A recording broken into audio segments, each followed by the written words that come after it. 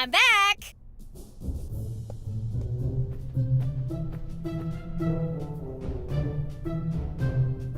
Mom?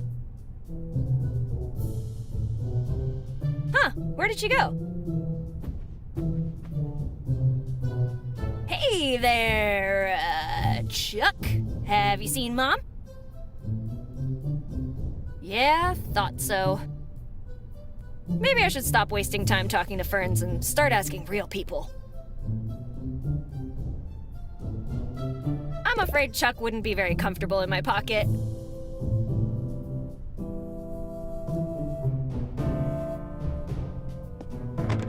President Lincoln, always full of surprises. And lead.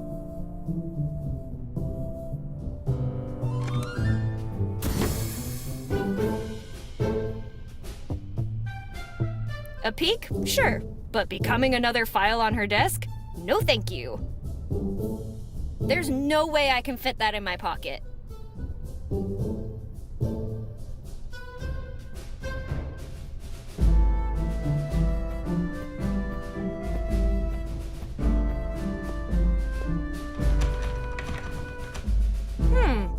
Closed.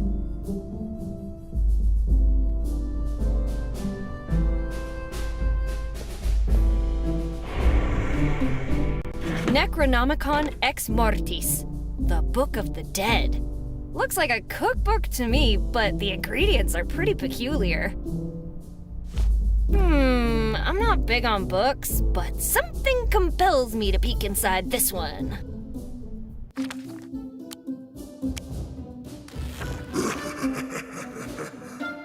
This looks great, but I have a feeling we should read more before we do anything else. Why isn't this working? Maybe... This looks great, but I have a feeling we should read more before we do anything else.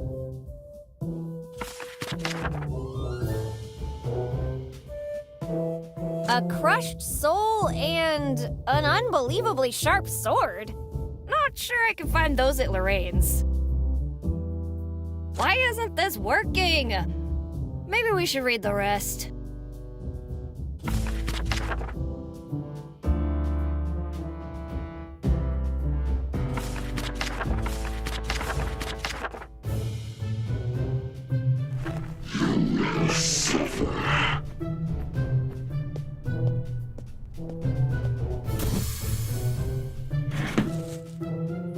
Whoa! Where did the book go? I probably can't take it too far from the office.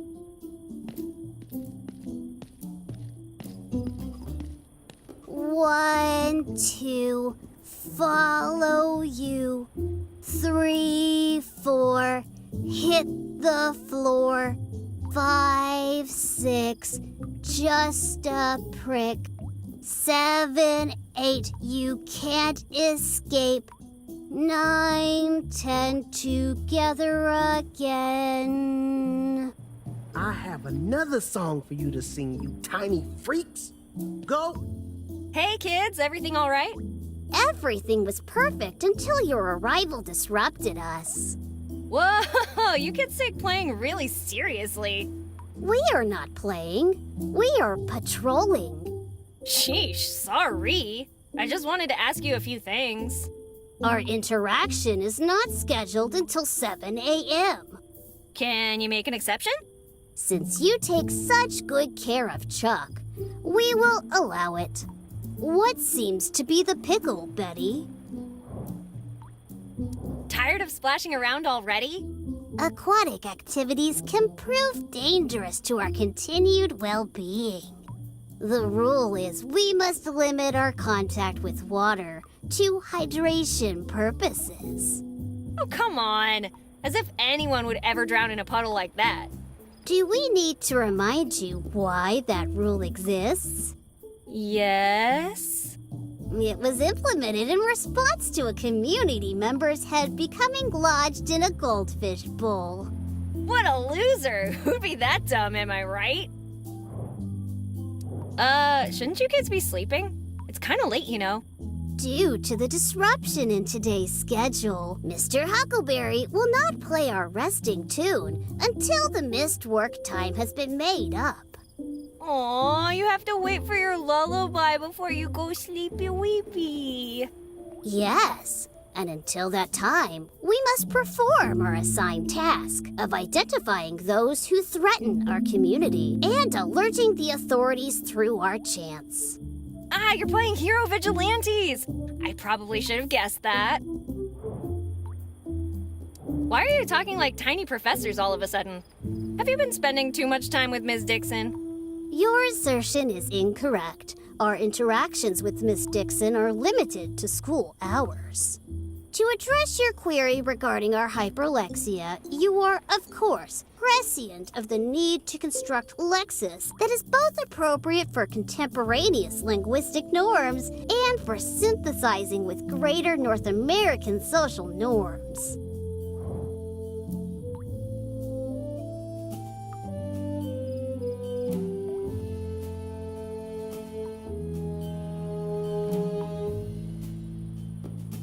Lexis? Sorry, kids, but I'm not very up to date with comic books. Betty, lexis refers to the usage and complexity of the vocabulary, or what you might call words. Those are crappy superpowers. Betty, your inability to process multisyllabic vocabulary has always been one of your most defining characteristics. I know. I'm awesome. Debatable. We shall return to our duties now. Yeah, right. Go back to your stupid games, smartasses. Can't you sing something more cheerful? Tell us, Betty, are our chants unbeauteous to you? I wouldn't say they're bad. They just creep me out. To sing a different arrangement would be highly unorderly. Complaining is also highly unorderly. Please proceed to re-examination at your earliest convenience. Have you seen my mom around? We certainly did. Well, where is she? Our social rank prevent us from knowing the mayor's location. All we know is she is currently not in town. You wouldn't know who might be aware, would you? Her whereabouts are usually known to Mr. Buckingham, the janitor. Great! And where can I find him? His whereabouts are usually known to Miss Barrett, the mayor. Great! Back to searching for Mom. Betty, searching for your parental figure is not your duty. Your sole task is to provide Chuck, your superior, with his daily dose of nutrients and hydration. Chuck Schmuck? Why doesn't anyone ever worry about my hydration levels? Keep chanting. I'll go somewhere else. That is positive news which enlightens our hearts. Betty, what the hell is going on? Hey, Windsurf, how's it going? Betty, please. This is no time for absurd nicknames. Don't you realize something's terribly wrong? What are you talking about? The people, Betty. Don't they look a little different to you? Nonsense! Nothing escapes my watchful gaze. Maybe you should keep an eye on them? Are you okay, man? Ah! Either you deserve an Academy Award or you are the dumbest person alive. So, I guess that's a no. Sorry to hear that, Wonderfork. Since you're so well-informed, you got any advice for me? Listen closely, Betty. Act normal, don't ask too many questions, and don't draw too much attention to yourself. Most importantly, do not let them realize you're not one of them. But I am one of them. Look, if you're gonna listen to anything I say, listen to this. Keep an eye on the townsfolk. I'd better get going. Just keep an eye out for trouble, okay, Wilting Kale? May God have mercy on our souls.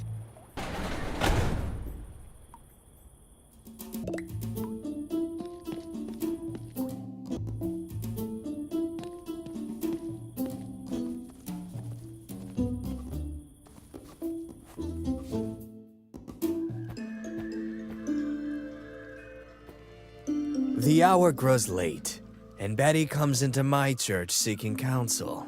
Is there something you wish to say to me, Betty? I come in peace, Father, I swear. As the code bestowed upon us states, those who abandon order, if they return to it willingly, shall be welcomed back into the fold. Letting bygones be bygones? Neat. Anyway, I could use some guidance, Father. Ask, and you shall receive. I found this really ominous book, written in some weird language and bound in what appears to be human flesh. What about it concerns you, Betty? I don't know. Shouldn't you be concerned about the existence of this clearly demonic book? Demons are magical beings, and magic does not exist. Therefore, there's no need to be concerned. Magic doesn't exist? No!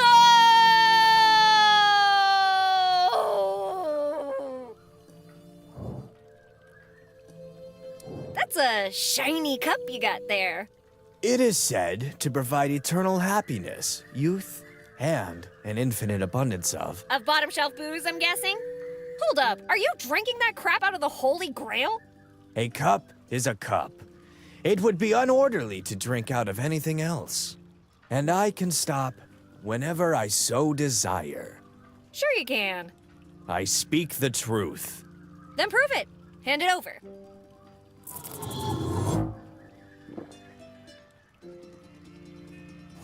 Here, you may have this. I no longer... No! Give it back! Give it back! I no longer have need of it.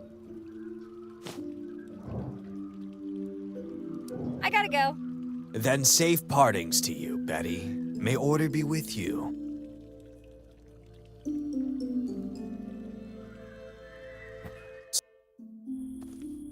Something strange is going on.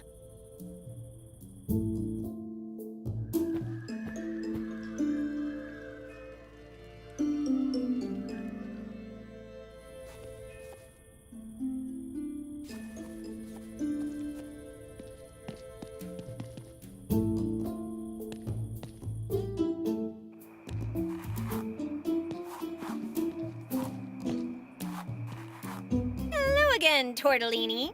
Nightly greetings, Betty. Nightly greetings indeed. Wow, you're in a really good mood.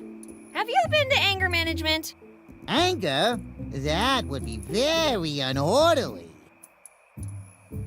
Marco, remain motionless. I do not wish to accidentally lacerate your ear. Most assuredly, Angelo. I shall maintain my current state of motionlessness. They're friendly all of a sudden. Suspicious. Maybe I should be careful. Nah, when has the Mafia ever stabbed someone in the back? I thought you'd be back in your crib after our, encounter. Sleep is scheduled for midnight. Until then, we are tasked with maintaining the aesthetic integrity of our fellow citizens. Tell us, why are you here? Your hair does not require maintenance, as it is drawn that way. You really think somebody would come for a trim at this time of night? Certainly. Everyone knows the importance of having an orderly appearance. But wouldn't your hair get messed up when you went to sleep? Not if you slept in an orderly fashion, Betty. What happened to sleeping with the fishes? Fishes? Sleeping underwater is very unorderly, Betty. You would be unable to breathe. If you are considering sleeping in unorderly locations, I would suggest you attend re-examination at your earliest convenience. What happened to your Italian? Everyone in our community speaks within the established parameters of the standard English language. But earlier tonight, you weren't. If that were true, we would be awaiting re-examination. Currently, we are not awaiting re-examination. Therefore, you must be in error. Now, Betty, unless you have questions related to grooming or personal maintenance, you should return to your assigned duties.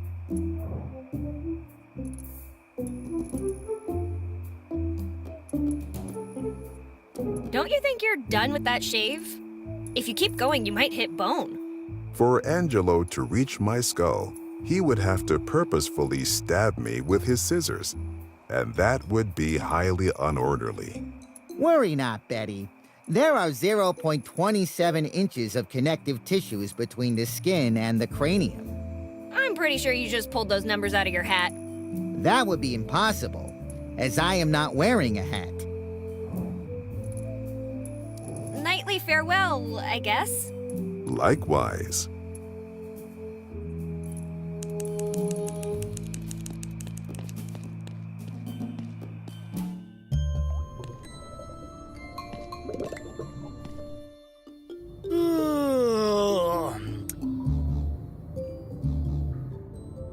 I wish I'd never set foot in this cursed goddamn town. Well, looks like it's gonna be yet another lonely night in this cell. Your eyes! They're not... You're not like them! Like them? What are you talking about? Who are you? Never mind. I haven't spoken to anyone in months. Who are you? What's happening?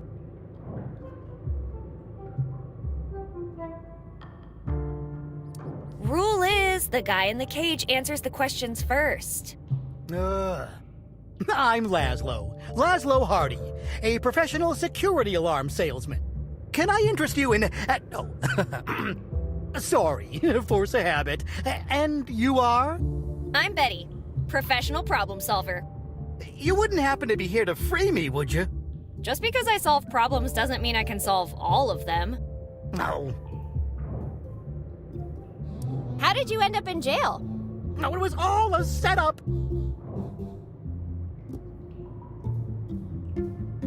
Isn't that what every inmate says, Mr. Hardy? No, listen to me. I'm telling the truth. They got the FBI to frame me for something I didn't do. The FBI? Really? Yes, and the sheriff's in on it too. They all ganged up on me.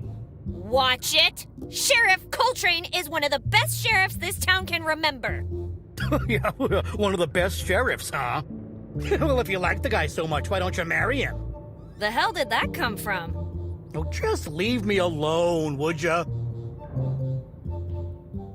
So, did you actually do anything bad? Tell me the truth. The only thing I'm guilty of is maybe overselling my products a teensy bit. Come on, you can tell old Betty what happened. Okay, I came to this town to pitch a new alarm system to the mayor. But that pig-headed woman turned me down. Since when do salespeople take rejection personally? That's because it wasn't just one. It was the one. I'd never failed a sale before, so I spent a few days drowning my sorrows at Max's. Let me tell you, I was drunker than a mule on Cinco de Mayo. I ended up in the park, and then I saw it. What was it? The bank's alarm system. A Templeton's Unsafe 5000. An insult to everything I hold dear. Long story short, it turns out that aggravated alarm assault on the same night someone robs the bank was a bad idea. They charged me with grand larceny, threw me in here, and that's where I've been since. Well, that sucks. Do they even feed you down here? Ugh, yeah. They keep bringing me this gloopy thing. Ugh. Did you really? Ugh, hell no. I've been feeding it to the rats and roaches. What rats and roaches? Exactly. I just wanted to catch up with you. You know, what you've been up to, the places you've seen. Oh, look at you, mocking an innocent man.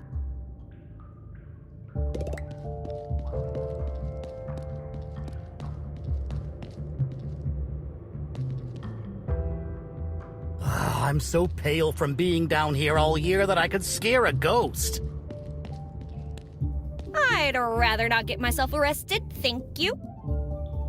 I'd rather not get myself arrested, thank you.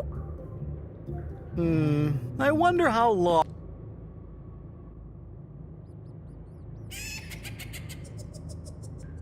What was that? no! Why are you here now? I thought I had until next week. Amos! Amos, help me! No, please don't. I don't have all of it yet, but it's coming. I just need more time, I swear. Amos! Amos! I need Gloopy and I need it now! Please, please, I'm begging you. It's not my fault. My supplier's late.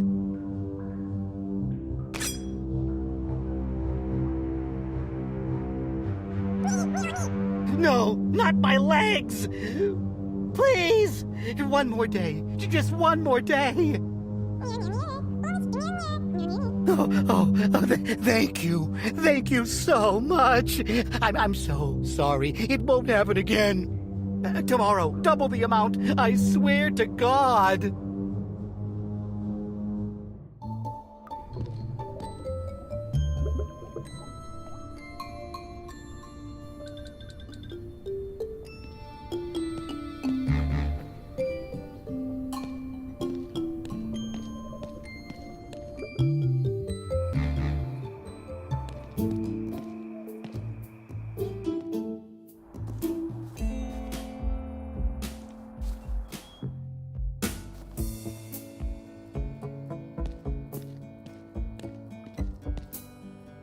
Nightly greetings, Betty. What seems to be the pickle? Hey there, bestie. Crazy night, but nothing I couldn't handle. That is positive news which enlightens my heart. Guess who fixed the dam? Given your absence at the moment of power restoration, I had already determined that. Geez, Linda, you had to ruin my moment, didn't ya? Apologies. Thanks to your efforts, the situation has returned to normal. Wait until you see Mom's face when I tell her. She'll be so proud. Agreed. She is always pleased when her orders are followed. You have served this community well. All of us can now resume our scheduled activities.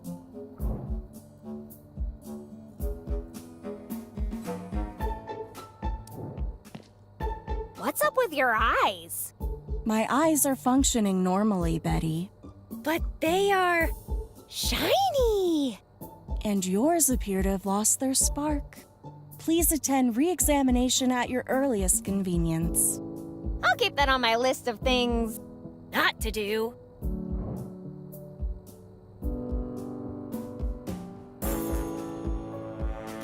I found a super secret military base. Your job did not involve exploring the base. Why did you deviate from your established mission? Wait, you knew about the base all this time? By the way, that general and I, best buds forever. If your visit was related to the general's business, then everything is orderly. I think I'm good for now. A fond farewell, Betty. I think I'm starting to draw too much attention to myself. Perhaps I could fill my time by... Is it just me, or was that a very awkward conversation?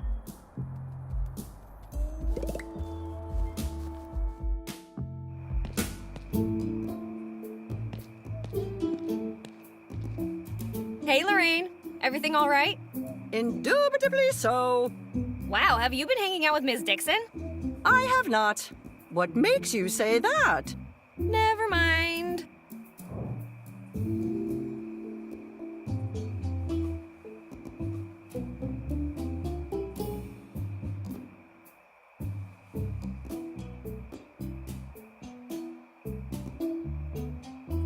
You got any fruit I can eat? Betty, as our regulations clearly dictate, all food must be acquired and consumed within the confines of Mike's Diner. You're kidding, right? The trip to the dam must have been exhausting. If you require an additional ration, proceed to Mike's Diner. Sure, I'm totally doing that. Not. Careful, Lorraine! A flock of pigeons! Careful. Why? A flock of avian creatures is no cause for concern. Wow, Lorraine, I knew shock therapy worked, but I didn't think it worked this fast. Ah, pigeons, such noble and majestic creatures.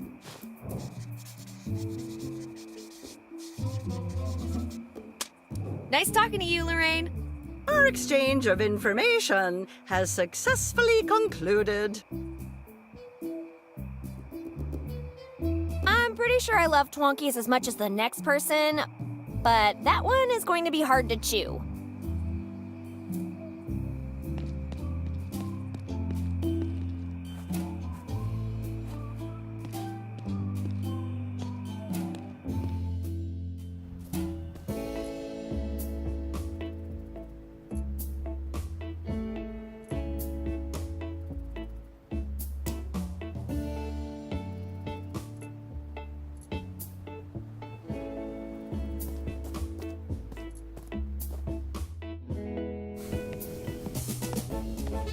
Ugh, I'll never get used to...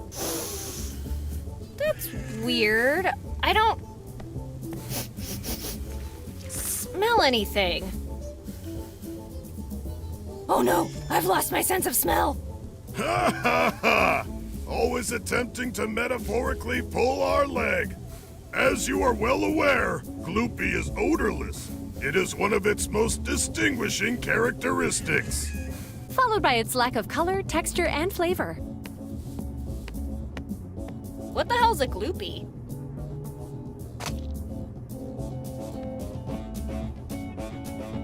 I present to you the latest batch of Gloopy. Consumption is compulsory. In fact, you are within an acceptable time frame for advancing your meal service. I will provide you with nourishment shortly. I think I'd rather eat...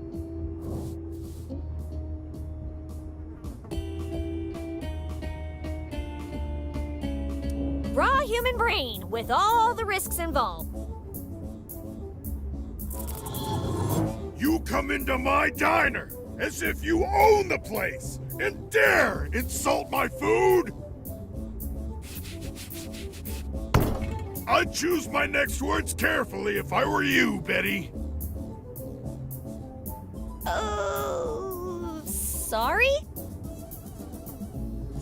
Apologies, Betty. I seem to have undergone an unorderly outburst. Where were we? Ah, yes. Gloopy? No.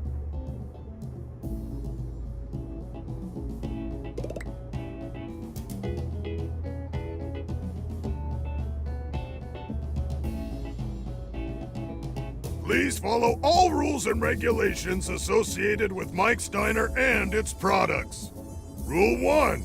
Do not make disparaging comments about the chef's skills. Is it considered disparaging to ask questions about the chef's skills? For example, could the current chef be replaced by one possessing actual skills? Mr. Slim, your comment indicates dissatisfaction. You must require additional nutritional intake. I will give you a double portion of Gloopy. It must be consumed in its entirety before you may leave the premises. I deeply regret my unwarranted outburst, Chef Walker. Your position is secure, and no other individual can do the work to your standard. Please, do not allocate additional nutrients to me. They should be equally distributed so all may enjoy. If there are no further unorderly interruptions, I will continue. Rule 2. Consume Gloopy using your mouth. It is unorderly to fill other orifices with Gloopy. Rule 3. Any Gloopy that succumbs to gravity must be reclaimed and eaten immediately. Trace minerals and proteins that stick to the dropped Gloopy and are subsequently consumed will be subtracted from your next ration to ensure perfect nutritional balance. Miss Jones, I challenge you to recall and supply the 4th rule. Rule 4. It is recommended that no one insult, taunt, or heckle Gloopy. Should you do so, Mike's Diner is not responsible for any retaliation Gloopy commits. How diverting! Rule 5 is next, and it is one I particularly approve of. If you have complaints about Gloopy, please follow the proper procedure. Step 1. Do not complain about Gloopy. Step 2. If you cannot avoid criticizing Gloopy, refer to Step 1. Mr. Slim, the following rule applies to your Gloopy distribution role. Please continue. Yes. Rule 6. If you find consuming Gloopy to be difficult or uncomfortable, please let us know. We will be happy to zoom the spoon around and pretend it is a little airplane. Rule 7. Please do not flush unwanted Gloopy down the toilet. Gloopy is not compatible with the local sewer system. If Gloopy emerging from your body is a different color than when it entered, please seek medical care immediately. Rule 8. Gloopy is slated for consumption only. Inappropriate uses of Gloopy include, but are not limited to, the following: de-icing windshields, killing slugs, curling your chest hair, or perking up your gardenias. All Gloopy use violations must be reported to the priest. Rule 9. Please do not attempt to deliberately alter Gloopy with additional components. Doing so can result in injury or death. Don't screw with my recipes! I'm proud of them, damn it! Chef Walker, that was highly unorderly. You know that pride is not permitted. Apologies. I am not proud. I am only performing my assigned duties.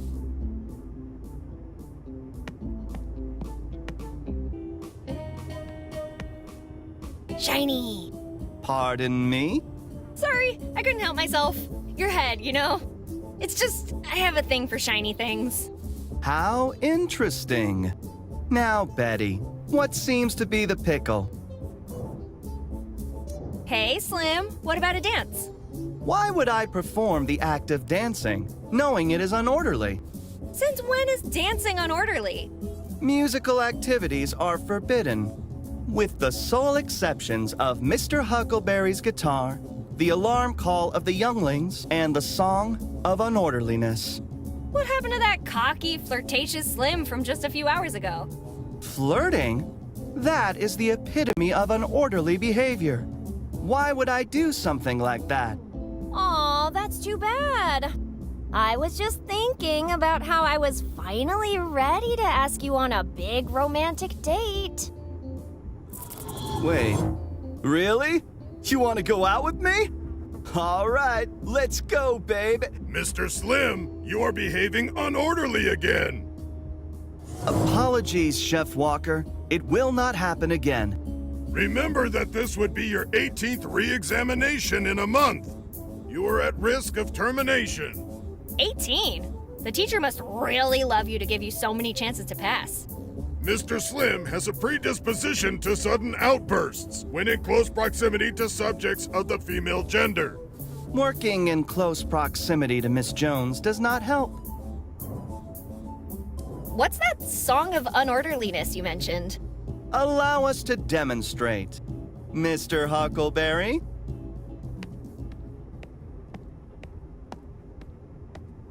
If you're unorderly and you know it, clap your hands. If you're unorderly and you know it, clap your hands. If you're unorderly and you know it and you really want to show it. If you're unorderly and you know it, clap your hands.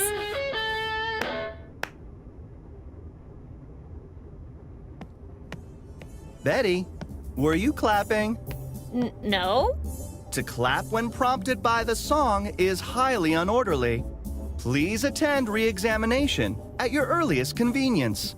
Catch you later, Slim. There is no need to catch me. I am not going anywhere.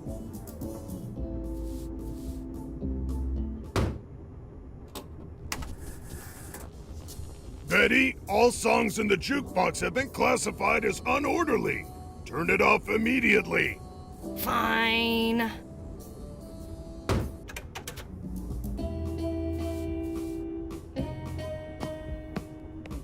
Hey there, Princess Dolores. Your Highness? Are you speaking to me? Yeah, I don't see anyone else here with a royal title. There is no one here by that name. My name is Carrie Ann Jones. What seems to be the pickle, Betty?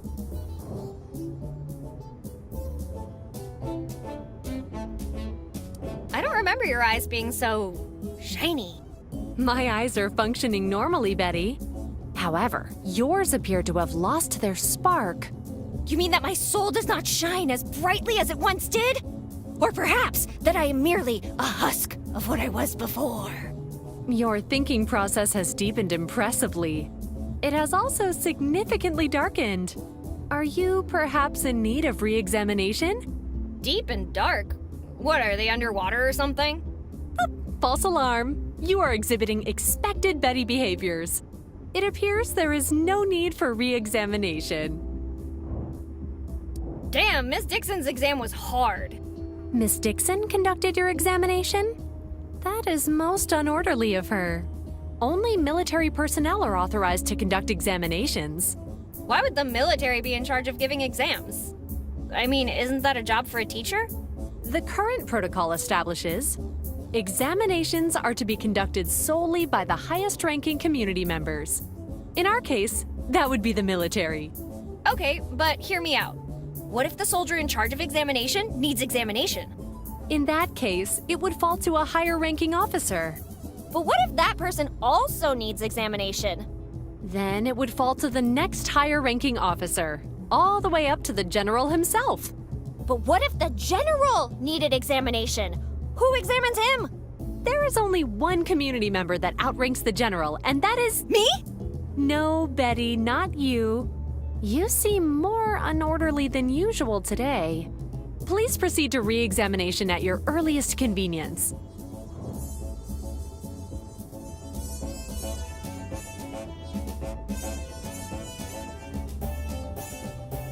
How about we give Ms. Dixon a taste of her own medicine? See how she likes it, eh? Thanks to your report, she will now face the consequences of her actions. Hell yeah, Carrie! We'll get her good! Correction, the military will. Oh, well, I sure hope Ms. Dixon won't get in trouble if she fails. If she does not pass her re-examination, she will be terminated. I mean, firing her might be kinda harsh, but that'll teach her not to mess with Betty. Have you heard Slim's had to retake his exams 18 times this month? Yes, I am aware. Why so many? If that's how high school works here, I'm moving. Mr. Slim is a curious individual.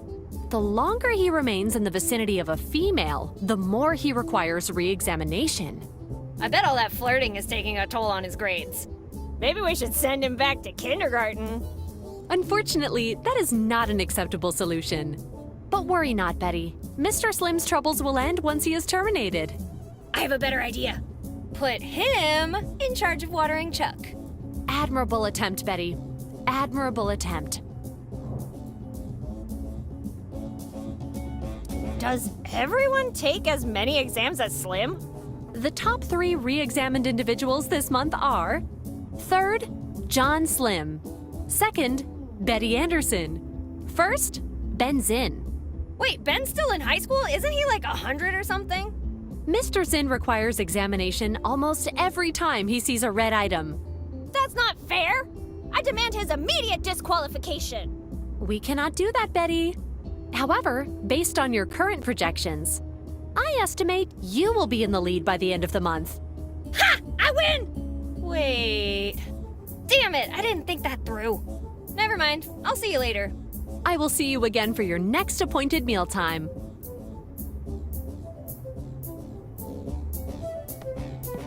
Wow, that's what I call deep sleep. What's in that food? Chloroform? Is he all right? I don't think he's breathing. I think someone should call an ambulance. I'm not putting my fingerprints on him. What's in that food? Chloroform? The mandatory rations are indeed filling. It would be unorderly of me to expect them to be flavorful as well.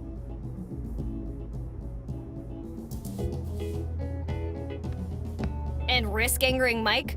Sorry, but I am not cleaning that kitchen. The nutritional integrity of the community is my utmost priority.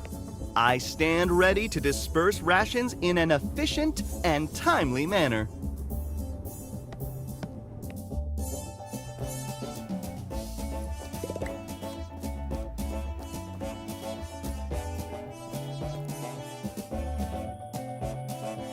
enough breaking and entering for one night. Too soon. I've done enough breaking and entering for one night.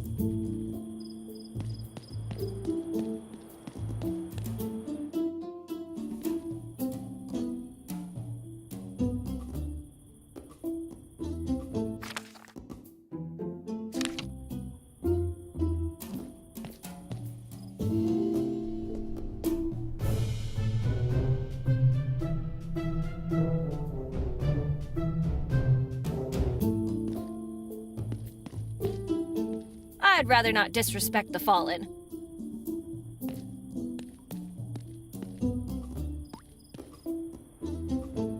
I don't think my bare hands are an adequate tool for this. 1, 2.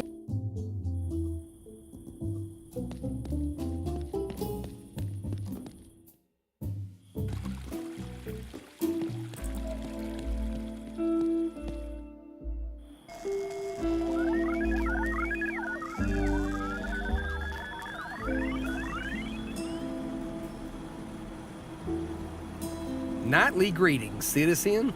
Community members are not permitted to access this area. Yeah? And who are you to tell me that? I am Deputy Clay McCord. I am performing my assigned duty of not permitting community members to access this area. Oh, really? Then why weren't you here earlier? The disparity between our social ranks does not allow me to share that kind of information with you. Whatever. I'll just come back later. Returning would be considered highly unorderly. Please leave this restricted area immediately.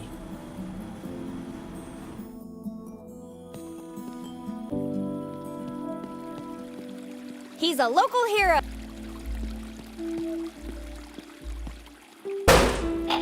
For a limited time only, you can buy 1 taco for the price of 2 and receive a second taco. No extra charge. And become a prime suspect?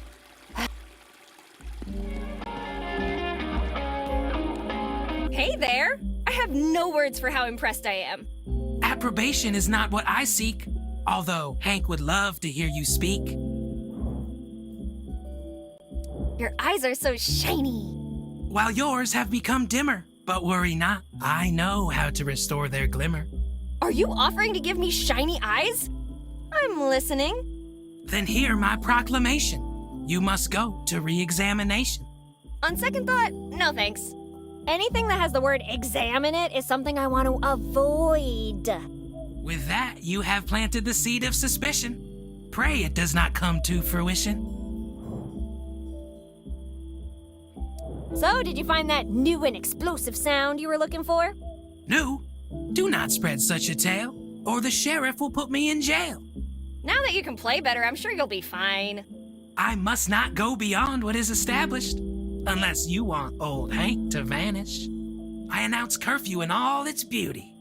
Disruptive sounds are not my duty. What are you talking about?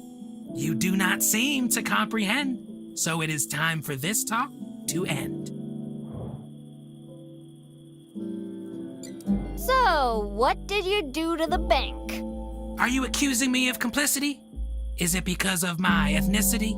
What? No, you just happened to be standing in the middle of a crime scene, so I thought I'd ask. Do not worry about the bank, honey.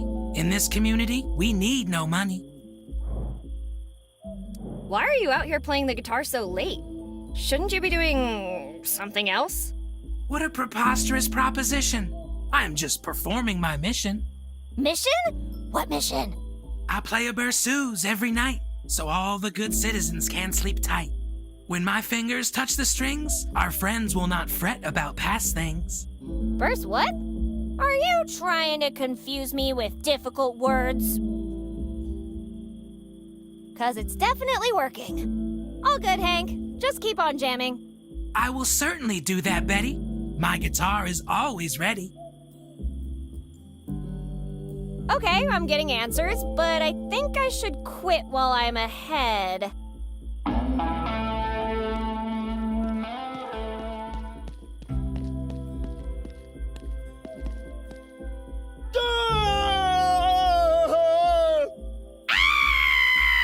Wait, who are you? Leave me alone, Kill Polo's offspring!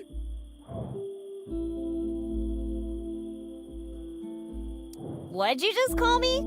Leave me alone, you spawn of... Wait, you're different. You're not one of them anymore.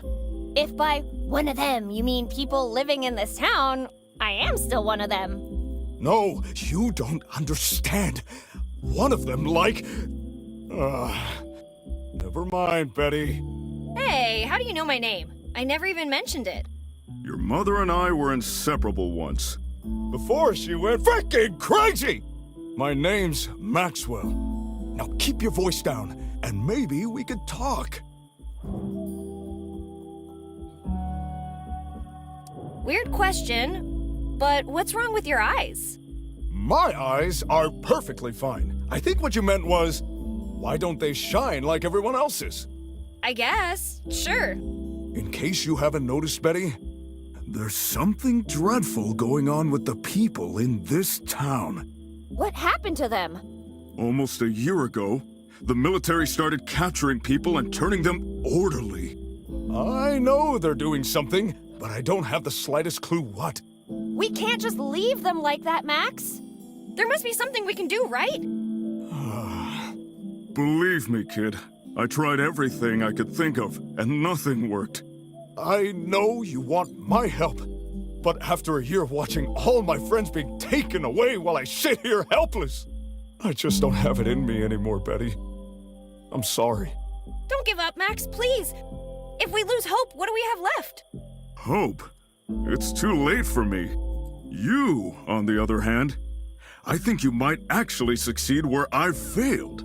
Well, if you start asking the right questions, that is. What do you mean, the right questions? Well, for starters, why did they choose this town? Why has everyone been like this for a whole year? And for that matter, why doesn't anyone on the outside seem to know that this is happening? Huh. Yeah, I guess after a year, someone must have noticed. Wait, you said everyone's been like this for a year? Like, including me? I'm afraid so, kid. But here's an even better question for you. Why aren't you like them anymore?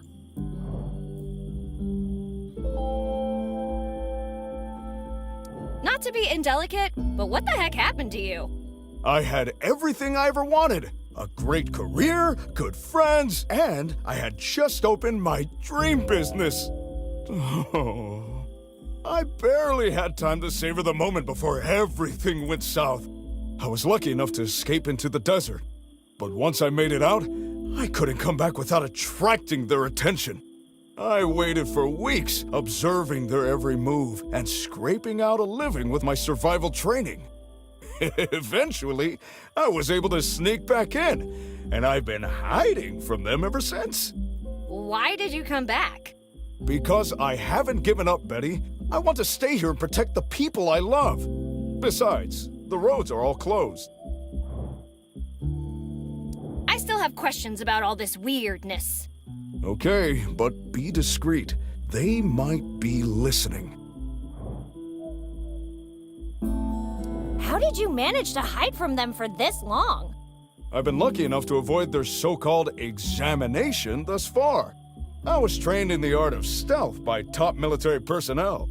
Also, people tend to avoid actually looking at or speaking to homeless people. That's extremely depressing. You're depressed? I live in a box! Okay, fair. What's this examination anyway? I don't know what it is exactly or how it works. The only thing I know is that it turns you into some kind of helpless puppet. For a year, I've been watching as those less fortunate than myself were taken away. Good people. Good friends. Betty, listen to me.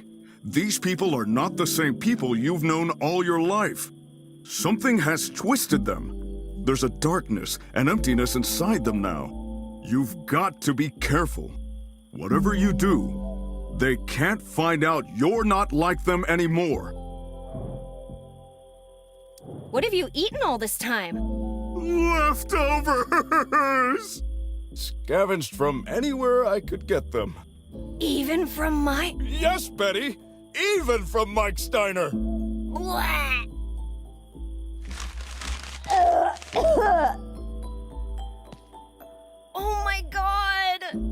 In survival situations, you take what you get, Betty. You take what you get.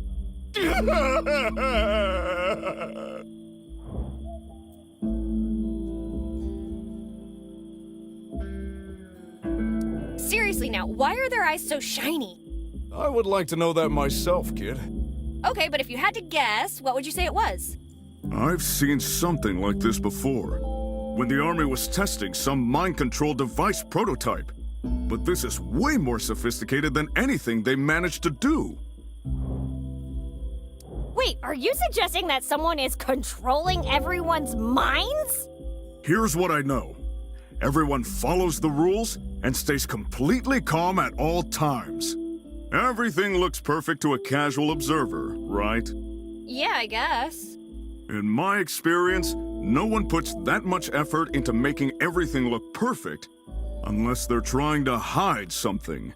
So the question is, what are they hiding? I found a military base near the dam. Know anything about it? Whatever they found, it was important enough to build that base overnight. What do you think they're hiding? I don't know, but it's big, and it's probably bad. Very bad. When I find my mom, she'll put an end to this. Don't get your hopes up, kid. She could very well be one of them by now. Even more of a reason to find her. I have my own reasons to look for Eliza, so I'll do whatever I can to help you. So how do you know Mom? Have a seat, Betty. I'm going to tell you the story of how I met your mother. I don't have all the time in the world, you know. Well, then I'll give you the long story short version. I was surfing on Oahu one day when I saw her. I've never seen anyone shredding barrels in a pantsuit before. My mom knows how to surf?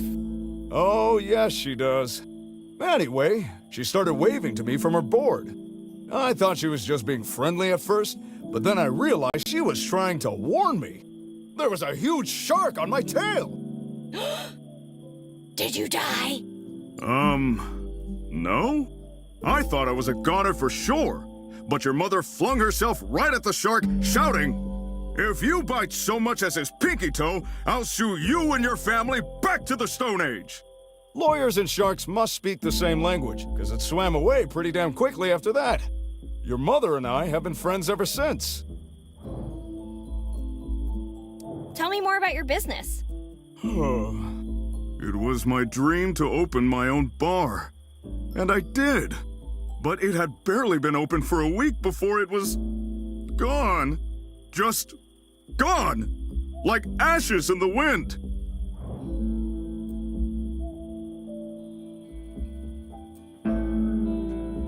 What do you mean by gone? All my hopes, dreams, and savings reduced to ashes. My precious bar. My joy. What, was there a fire or something? Fire? Fire!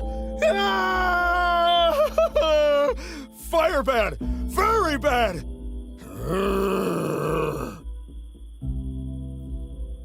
Hey, whoa, I'm sorry. I didn't realize you had such a thing about fire. Ah! Oops, sorry, it just slipped out. Never, and I mean never, ever mention that again! The word itself sears a brand of stunning anguish across my heart. Then what happened to your bar? It was the vilest of betrayals, the most atrocious act of cruelty. And the worst part is that it was all perpetrated by my oldest and dearest friend. Are you sure this person was your friend? Yes. No.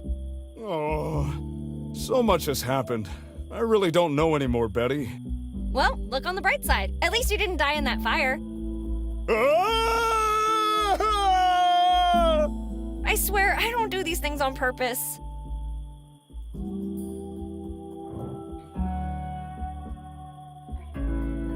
What's that thing? What thing? The fuse you're playing with? Can I have it? No, it's mine! Finders keepers! I'll give it right back. Pinky promise. Oh, if you make a pinky promise, then by all means, please go ahead. Really? No! That was mean. Oh, fine. You can have it. Just don't start bawling, or your mom will never forgive me for making you cry. Well, see you later, Max. I won't stay here for long, so who knows? Max, one thing. I found this really weird book in my mom's office. I'm not sure why, but I think it hungers for my flesh. Just a feeling. Oh, you must mean the Necronomicon Ex Mortis, the Book of the Dead. We had a blast with that book when we were younger, your mom and I. But what is it even good for? It's just a book with a creepy cover. Oh, there's plenty in the book. You just have to know how to get the spells to reveal themselves. There's no way I'm sacrificing a goat, no sir. That's one method, but it's a little expected. To unlock the true power of the Necronomicon, a pagan priest must curse a stream that flows into a moonless night. Where am I supposed to find a stream in the desert? And it can't flow into a night. I think you got too much sun today, Max. You need to use liquid evil in the dark. I was speaking metaphorically, Betty. Yeah, well, speak English next time. But it's okay. I think I got it. Evil priest, liquid curse, darkness. I don't think you got it. Whatever, close enough. I guess we'll find out. Max, do you mind if I take a look?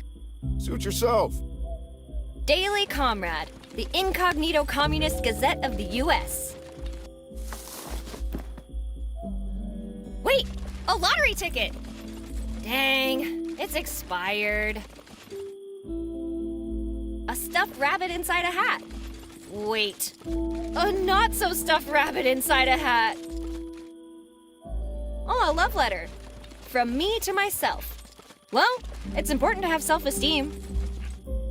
Let's see what else is in here. A moai? How the hell can the cart withstand so much weight?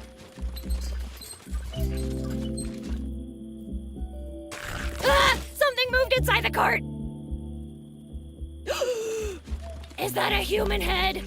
Oh, thank God. Just a coconut with lipstick and a wig.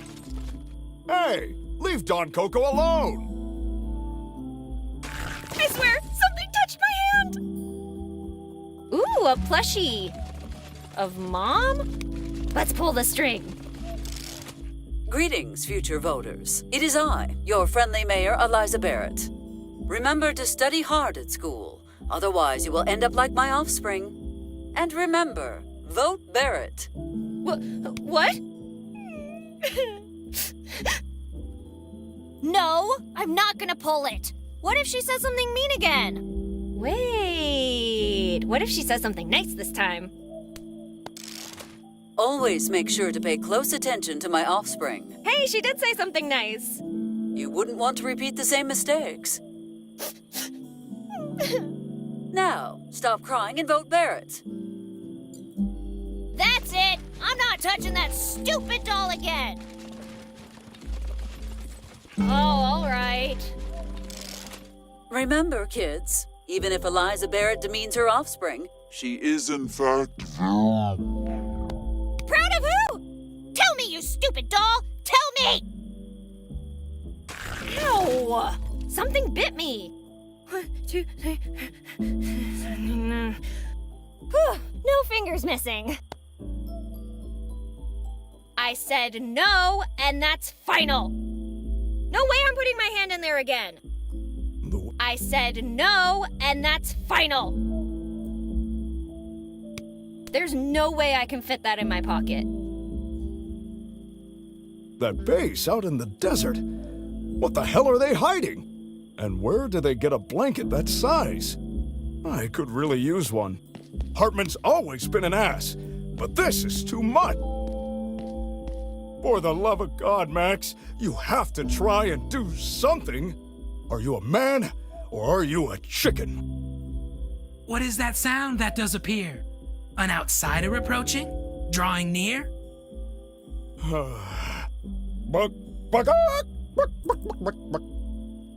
Ah, just a chicken.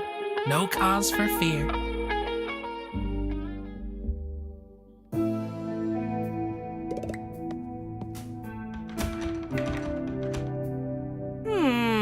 It's locked.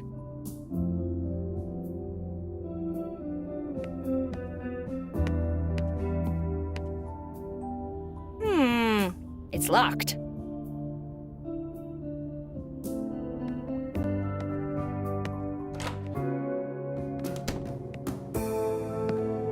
Garrick! You're back already?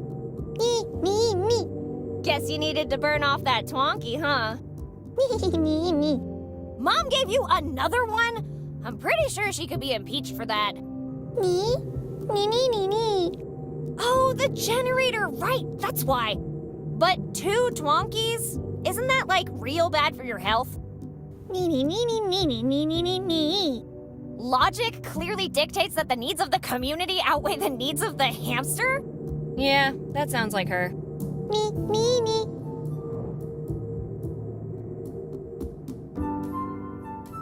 Is it just me, or is everyone in town acting kind of weird?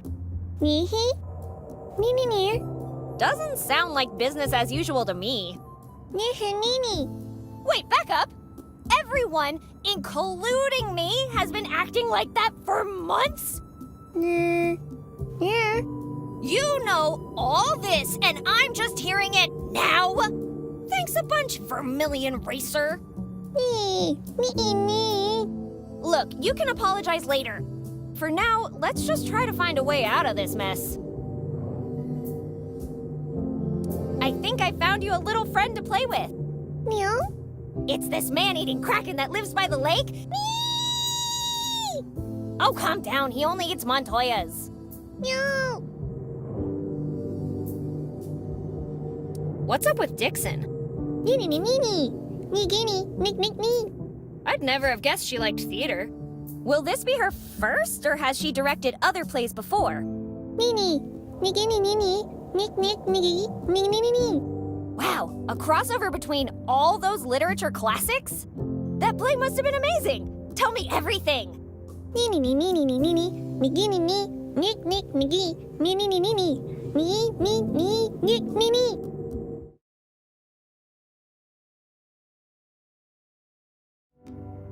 Okay, so, somewhere orderly in La Mancha lived Don Quixote. After an unorderly affair with Juliet of the Capulet clan, he was disowned by his family and exiled. Having no place to call his own, he set out on a quest to find it, along with his orderly squire, Huckleberry Finn. On the road, the two of them find a talking rabbit who they proceed to chase for being unorderly. Just as they're about to catch it, they take a trip down the rabbit hole and arrive in Wonderland. Maleficent, mayor of Wonderland, welcomes them with open arms, and all is well and orderly. Until Quixote begins jousting the local windmills. This is deemed unorderly and prompts a gathering of the Council of Orderly composed of Jesse James, Calamity Jane, Butch Cassidy, and the Ugly Duckling. The council members, unable to reach a consensus on the matter, plead for the mayor to intervene, not realizing that their lack of harmony is also unorderly. Maleficent then re-examines all of Wonderland, restoring order to her lands forevermore. Except for Maui, that pesky Hawaiian dancer who escaped in the middle of the night. Man, what a wacky story. Did I miss anything? No. Say, what do you think would happen if she mixed Hamlet with Dracula? Me examination. I guess I should have seen that one coming. Get some rest, Garrick. You've earned it. Me.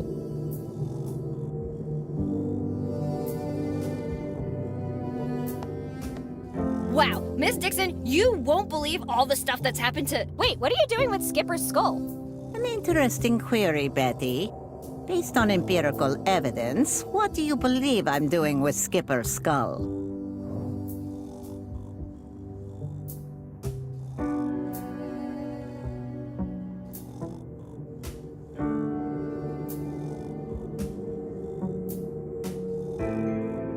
Some sort of satanic ritual to regain your youth. Not quite. I am organizing the next theatrical performance at this prestigious school. What can I do for you this midsummer night? Can I have Skipper's skull? No. Why would I ever give him to you? Because... I need a skull, and I'm running out of legal options. If you desire to abscond with this well-preserved cranium, it will necessitate vigorous mental calisthenics. I'm afraid you lost me at abscond. If you wish to have this skull, you will assist me in organizing our next play. Me? Directing a play? This is my moment! The world's a stage, and it's not ready for me! Assist, not direct. And the Tony Award goes to... Betty! Woo! Betty, wow! Great job, I knew you could do it! Wow! Clap, clap, clap! The play is the thing. What should our next theatrical production be about?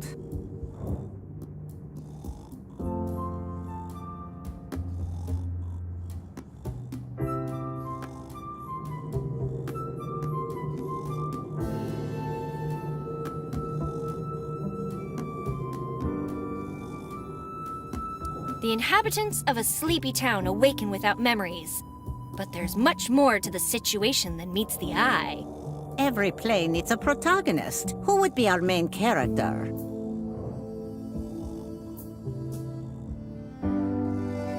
A reindeer, betrayed by Santa and left for dead, comes back with a thirst for vengeance and a shiny red nose. Ooh, shiny. Every good play needs a villainous counterpart. Who would that be?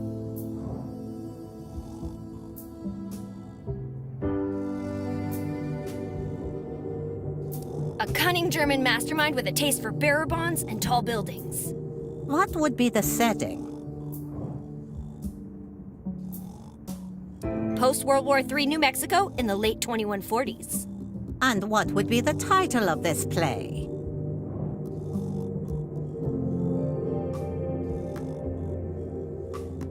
"3 Minutes to Midnight 2, Electric Boogaloo."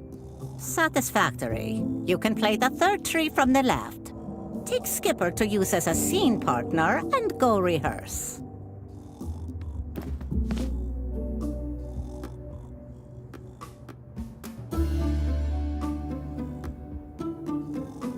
Ms. Dixon? Nightly greetings, Betty. What seems to be the pickle? Ms. Dixon, something's wrong with this town. I think we need to turn off the generator. Are you suggesting we turn off the generator? I literally just said that. Anyway, this guy won't let me go near it and... And he should not by any means. Betty, you seem to be acting under suspicious motivations. Perhaps it's time for re-examination. Oh, I already have one scheduled for next month. I mean, 2 weeks from now. I mean, tonight? Yeah, that's it, tonight.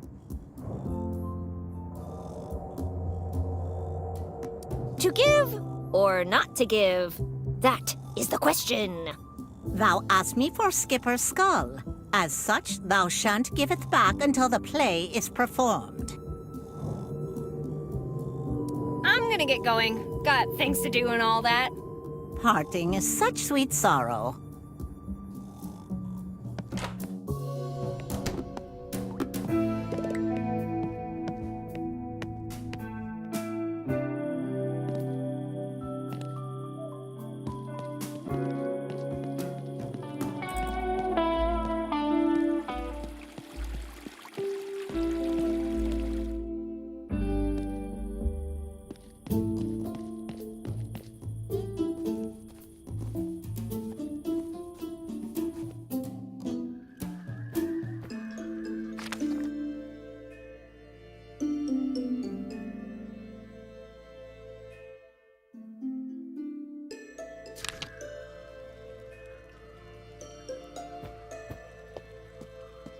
This night is already weird enough. Let's not add self-baptism to the mix.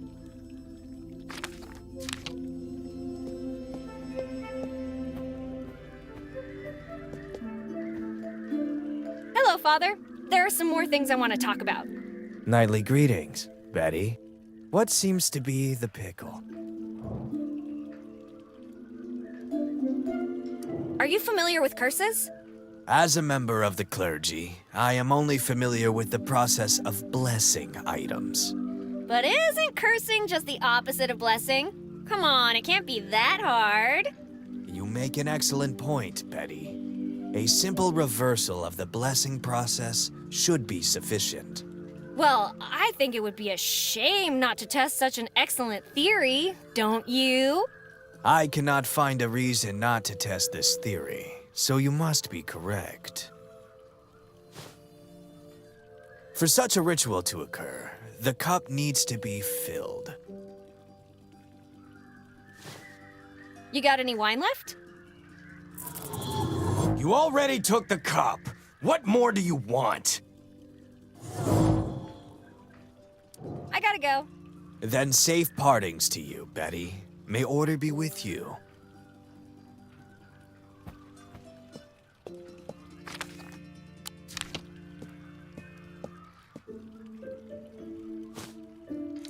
And when the outsider approached me, asking for salvation, I offered him examination. And the outsider queried, "What is examination?" I hope I didn't choose poorly.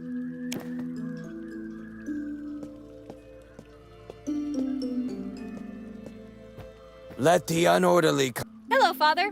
There are some more things I want to talk about. Nightly greetings, Betty. What seems to be the pickle? Can you curse this cup for me? Now that the cup is full, the ritual can begin. In nomine diabolos, ut malediceret vobis. It is done. Holy crap, it worked! I am pleased to have proven your hypothesis. I gotta go. Then safe partings to you, Betty. May order be with you.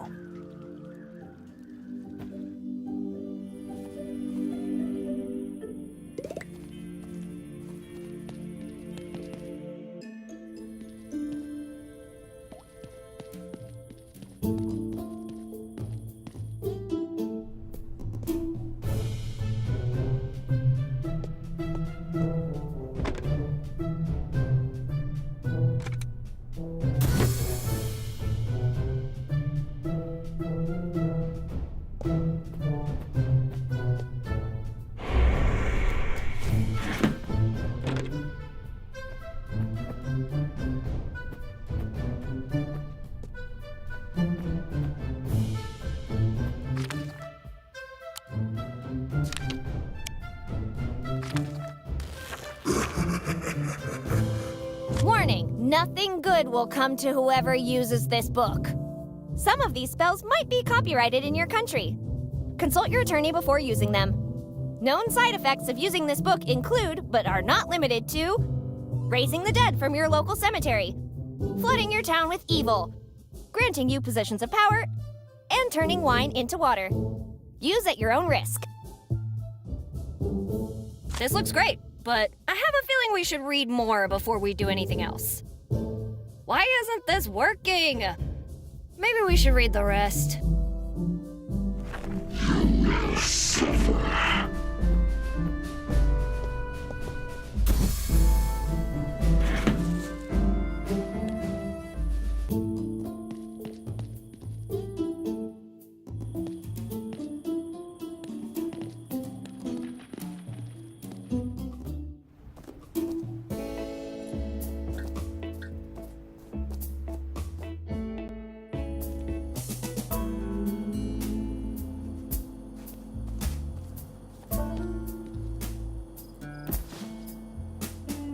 Another one? Are you starting a Matchbox museum?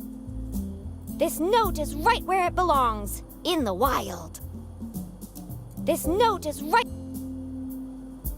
I know I've got deep pockets, but they're not that deep.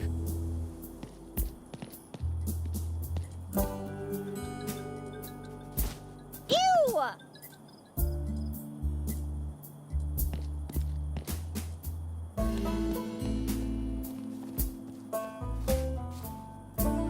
It's empty, like my wallet.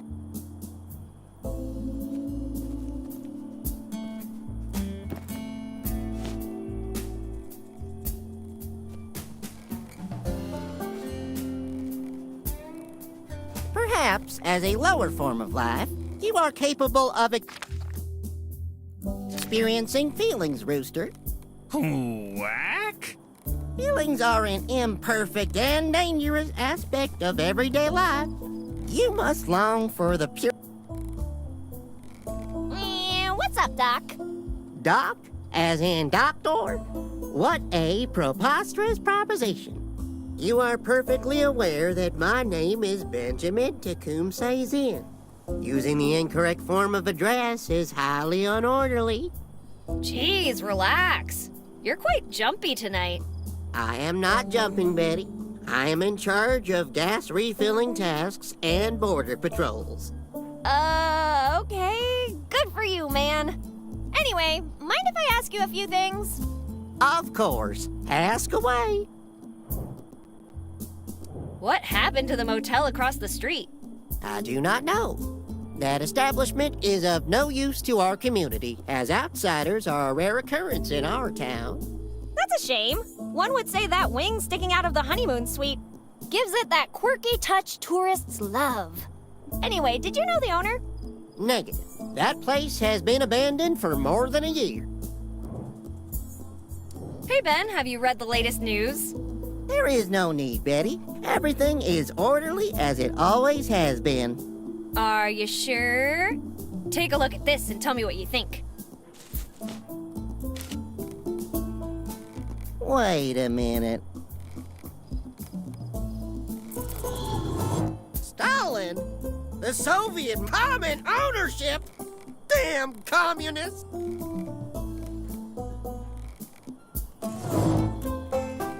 That should keep him busy for a while.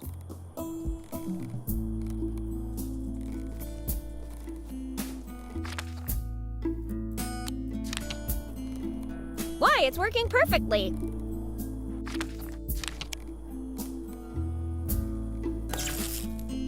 Oh, shoot, I blew a fuse.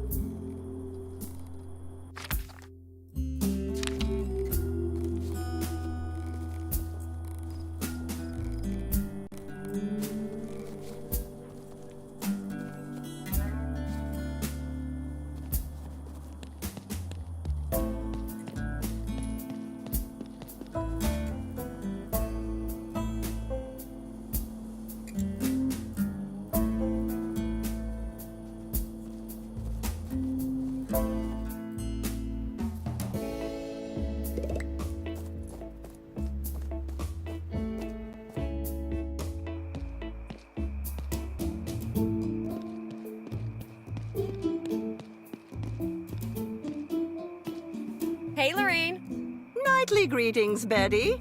What seems to be the pickle? I have some fresh gossip from my out-of-town trip. Gossip? We do not gossip. We share knowledge. Now, please, proceed with the exchange of information.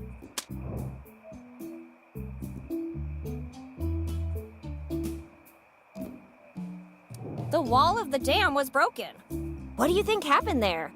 I don't see any reason to question this event. You should return to your duties now, Betty. Party pooper. I pooped at no one's party. That would be highly unorderly behavior. Actually, there will be time to gossip later. Nice talking to you, Lorraine. Our exchange of information has successfully concluded.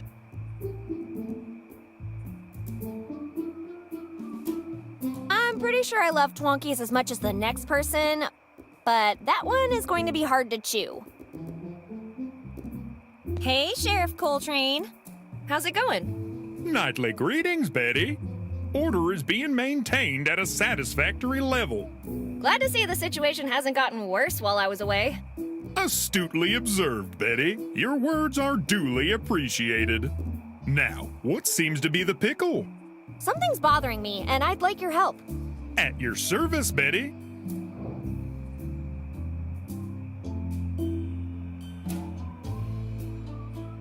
Your sidekick isn't letting me near the generator.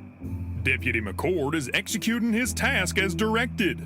No one is allowed near the generator. Oh yeah? That's interesting because I didn't see hide nor hair of the guy before. Did you use your magic wand and conjure him up out of nowhere? That would be a highly unorderly action, as well as impossible. Deputy McCord has been here since the establishment of social harmony. Besides, magic does not exist. I've heard magic doesn't exist before, but still. No!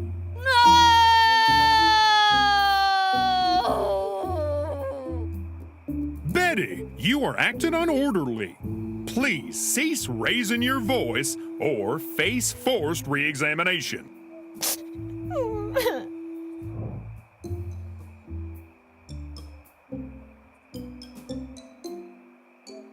Can we talk about your basement dweller?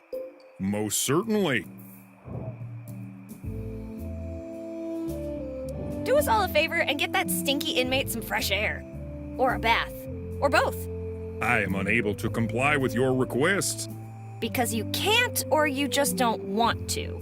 According to my records, inmate Hardy's cell key was lost shortly after his incarceration. That was the only copy of the key, so he cannot be released.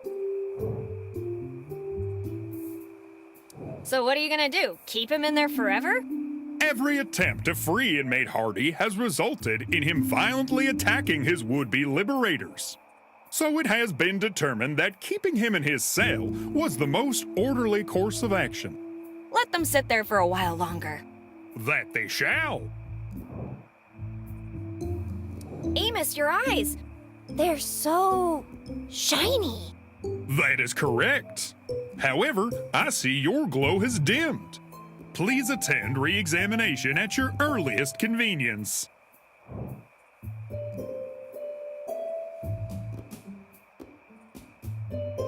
Can they fix my nearsightedness? I never see problems coming my way. Re-examination is the solution to every problem, Betty. I will move your appointment up to tomorrow at sunrise. Yay! There's something you should go check out. Proceed, Betty.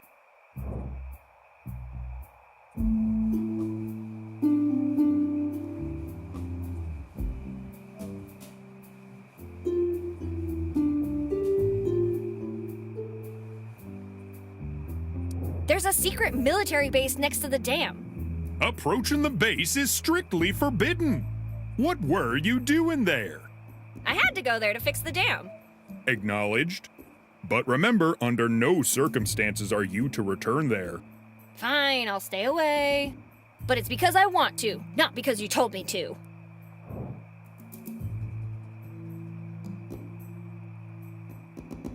Someone got murderized. An unscheduled termination? I require all details, Betty. There's this campsite near the lake where I met a nice girl. And a scuba diver who had some real beef with a kraken. Noted. Please continue. He put up a good fight, but the beast literally sent him flying. Not sure what happened to the guy. Never saw him land. Thank you for reporting unorderly individuals. Rest assured, they will be examined at the earliest opportunity. Please do. Pam could use the company. Oh, and tell them to watch out for Sherman. He's surprisingly well-mannered, but he's not very friendly to strangers.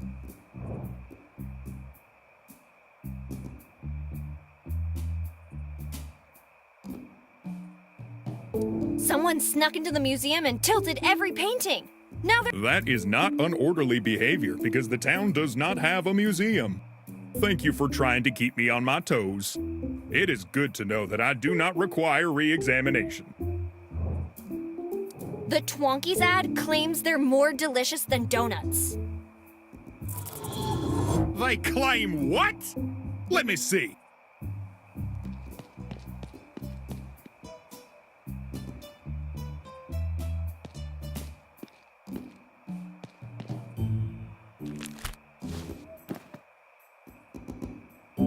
No thanks. That would be criminal vandalism.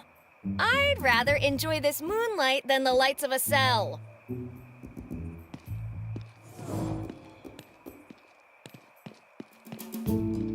Twonkies are fortunate they do not qualify for examination. To think someone would move the car from its established position, and to a prohibited spot no less.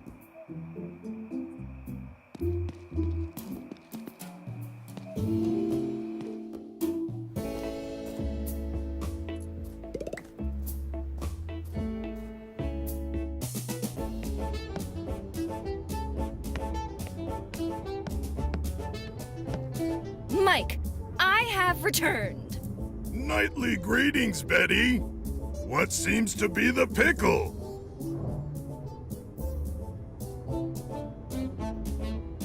So, what's in this gloopy thing?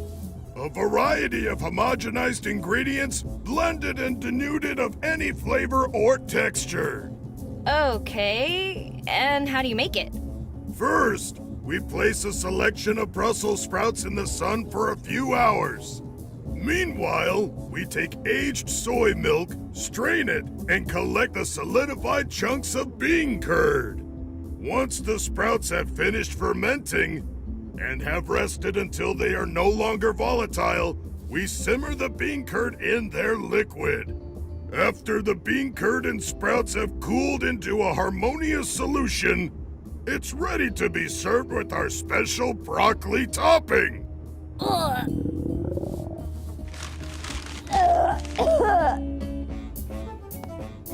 And you guys eat that?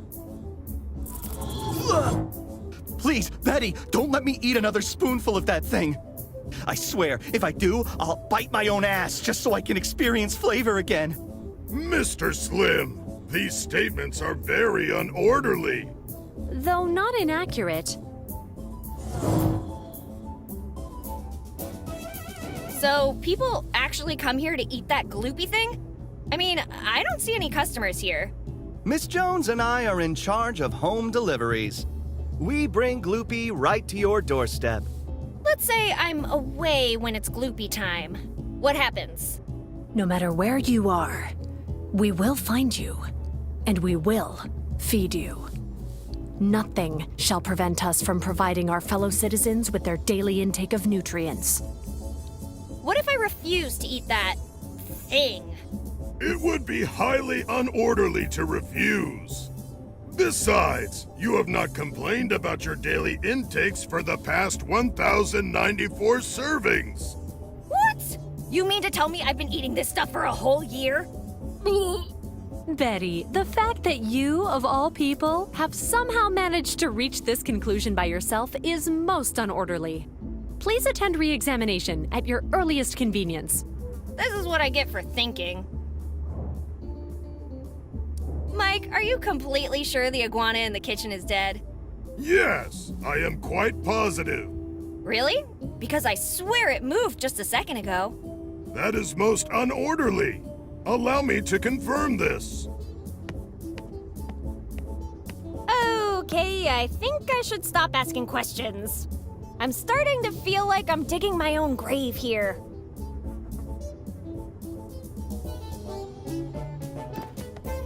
Iguana, please respond.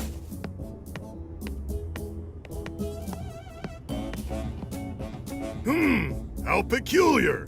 I believe there was a knife here just a few moments ago. A knife? Here? Nah, that was just your mind playing tricks on you. That or the fumes from Gloopy. Ah, yes, the side effects. I will attempt to remain orderly until they pass. Thank you, Betty. No, thank you for the knife.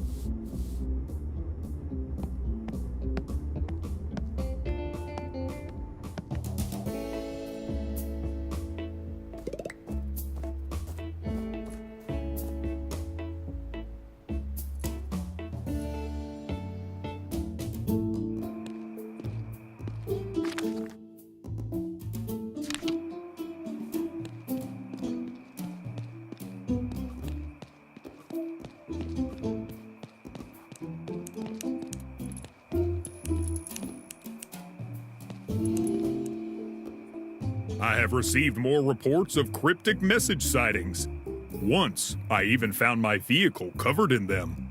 At first, I suspected that drifter outsider, but he has not been sighted for months. Regardless, we are too fast and sharp for the incident to ever repeat itself.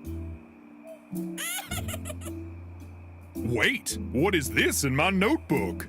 If you're so fast and sharp, why didn't you catch us riding this, dummy? Those goddamn chipmunks got me again!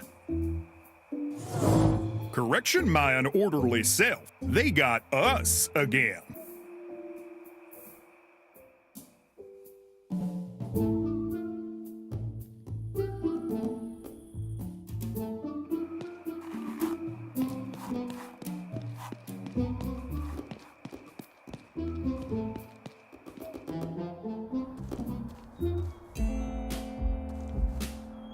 Attempting to relocate the junkyard assets would be highly unorderly.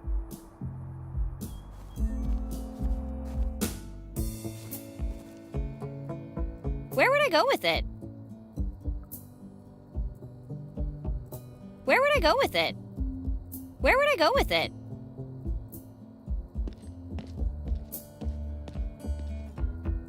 Hey, Linda! Guess who's back? Me! Nightly greetings, Betty. What seems to be the pickle?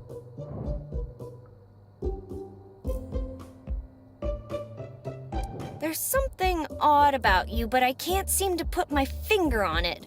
I am behaving perfectly reasonably, Betty. In fact, I have an upsurge of joy when I recall your invaluable cooperation in fixing the generator. See, here's the thing. I can't tell if you're being sarcastic right now.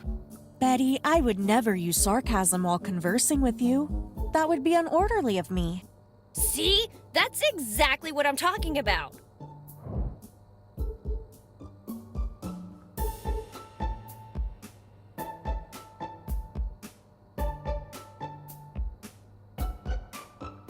I think I'm good for now. A fond farewell, Betty. Elizabeth Anderson. The community has informed us that you are behaving outside stipulated parameters. Please proceed to re-examination immediately. Remember when I said we were asking too many questions? Yeah, buddy, this is totally on you. Mr. Hardy certainly has a large parking violation debt to clear.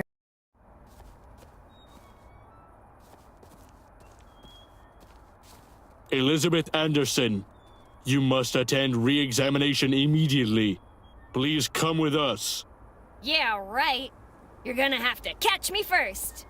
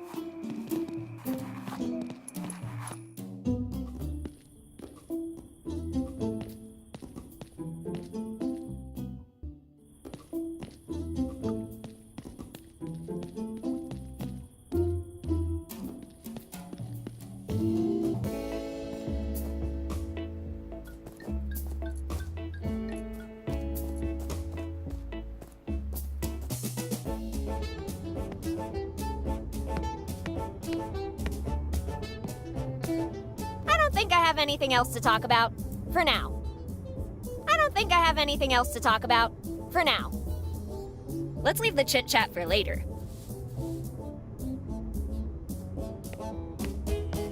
Mike's acting weird. I'd best not test my luck. Lucky country-style chicken. Walker family homemade soda. A Walker family tradition and the original wonder tonic of the American West. This carbonated wonder is infused with lithium citrate, South American herbs, ephedra, breadseed poppy, Mexican and Indian hemp, devil's trumpet seeds, strychnine, and ergot. It lifts the spirits, relieves mental and physical exhaustion, and cures lumbago, gout, and hemorrhoids.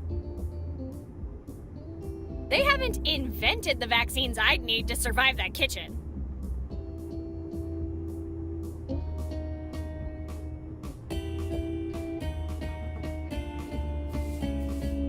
Mike's eyes are telling me no, but my body's telling me no as well.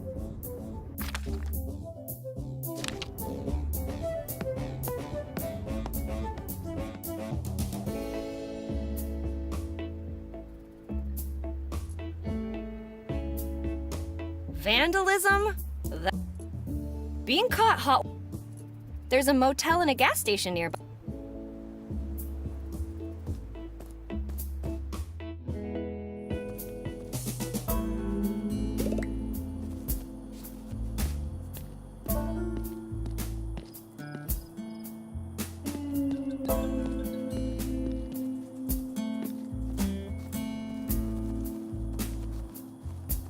It's empty, like my wallet.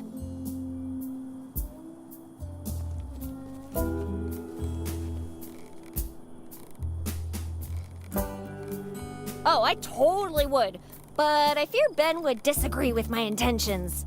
Lethally.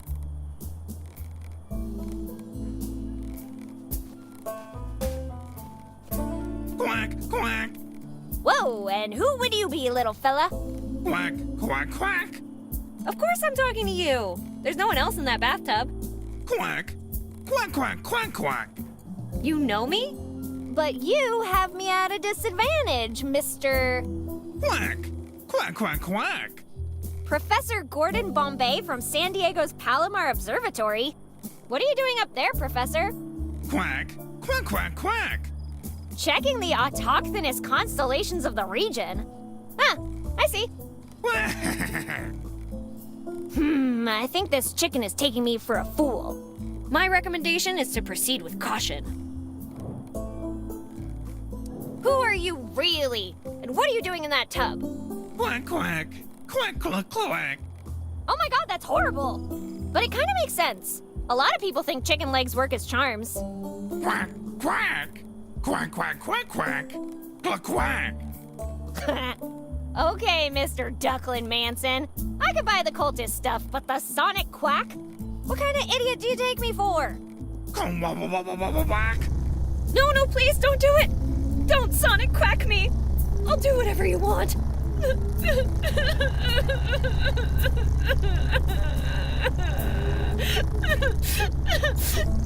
Just please don't kill me.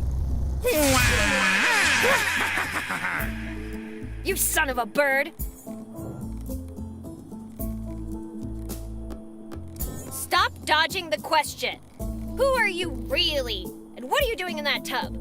Quack, quack, quack, quack, quack, quack, quack. Movie? What movie? Quack, quack, quack, quack, quack, quack. Well, Mr. Quacky Chan, if you're really that famous, tell me one movie you've ever been in. Oh, geez, what am I saying? I can't remember any movies. Wait, are you lying again? Quack. Oh, wow. Hey, if you need any more talent for your movie, I would be perfect. Quack, quack, quack, quack, quack, quack. Watering the plants on set? Quack, quack. I can't believe he got me again.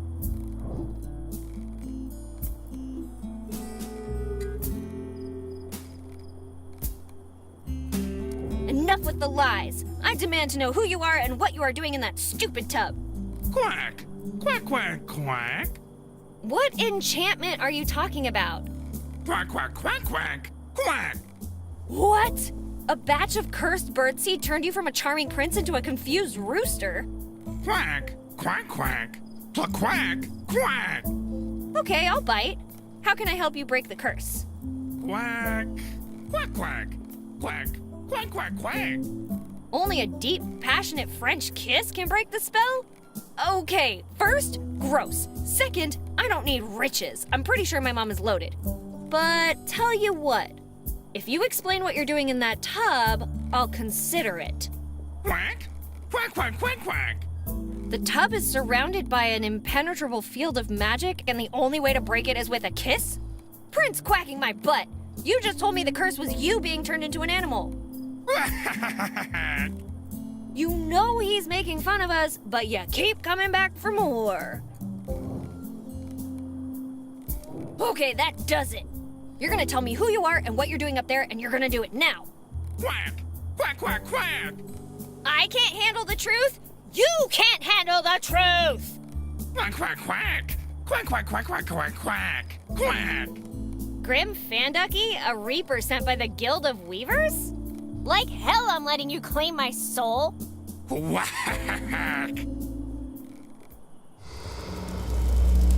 Exorcismus de omnes caricus infernales, omnes mundus spiritus, omnes satanica potestas, omnes gange gratio, et secta diabolica, ergo peti maledicte, ut ecclesiam tuum securo, tebi facias, libertate severe, derogamus, ade noste, Superman.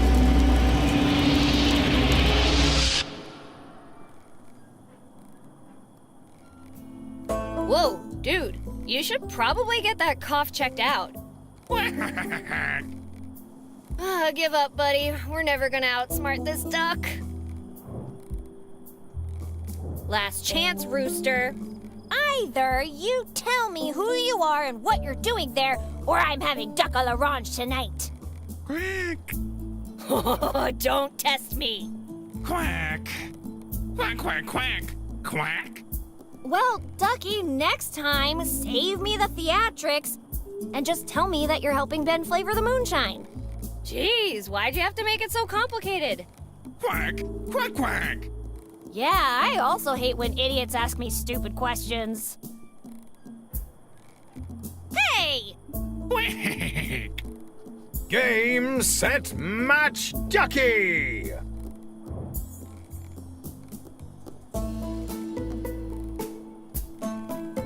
I think you've been in that tub long enough. Quack! Quack, quack! Cluck, quack! Look, there are a lot of eagles around here. They strike so fast. Blink, and you're dinner. Quack! Quack!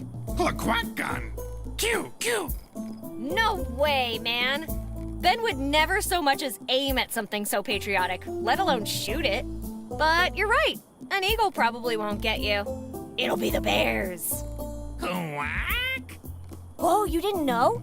We're dealing with a severe infestation of rare New Mexican climbing bears. They're angry, hungry, and of course, very good at climbing, so best of luck, pal. Quack! Quack, quack!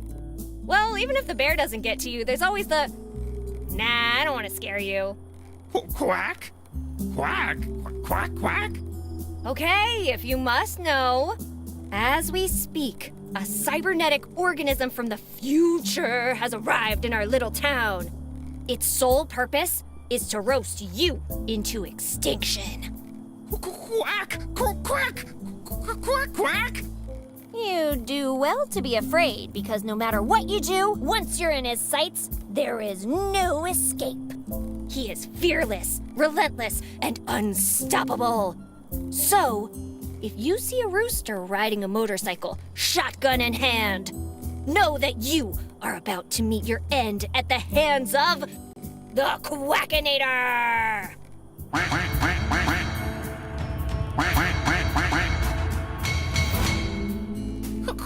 Quack!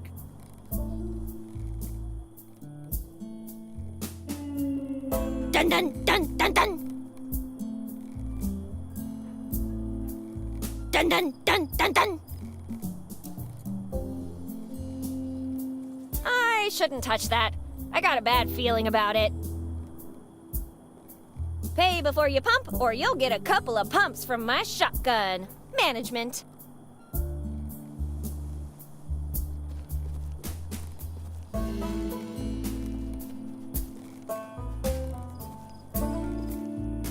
I've had enough shocks for one night.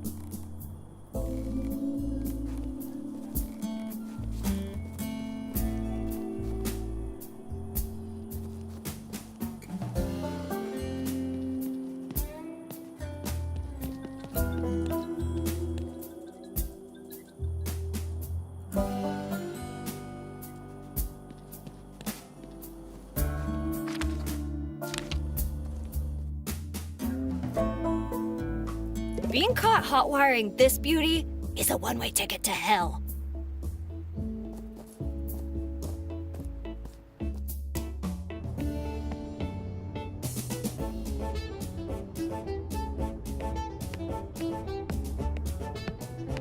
It's empty.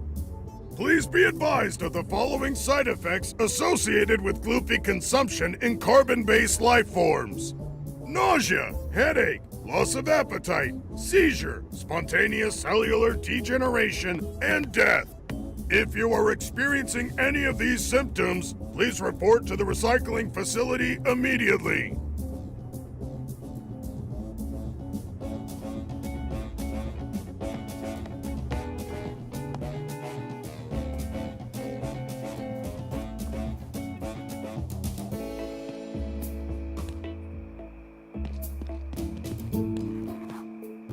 Hello, Ravioli. Remember me? Nightly greetings, Betty. What seems to be the pickle? Sorry about taking all that stuff from your safe. We already know you have not taken anything from us, as that would be highly unorderly. And deadly! What my companion is trying to say is that provided your behavior does not cause distress or disharmony, you will not require re-examination. All is forgiven. Gotcha. You guys are the nicest mafiosi I know. Mafiosi? My official designation is phenotypic maintenance technician. I am the Aesthetic Integrity Enforcer. If you see any stray hairs, make sure to report them to me. Capiche?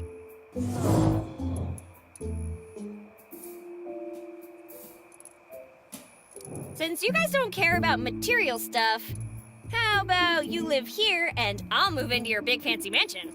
Indeed. Material possessions are irrelevant to us. Sweet. I'll just go and... In fact, our community recognizes materialism as a highly unorderly behavior. Perhaps you require us to advance your re-examination date? Oh, no. I'm perfectly fine. Absolutely no materialism here. I totally hate, stuff. Nightly farewell, I guess. Likewise.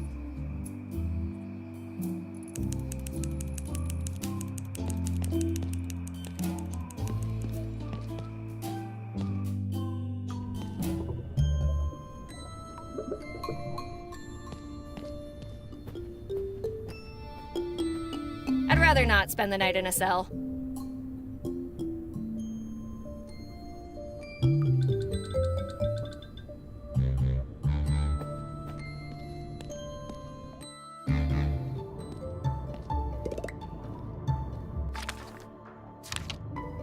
I'd rather not get myself arrested, thank you.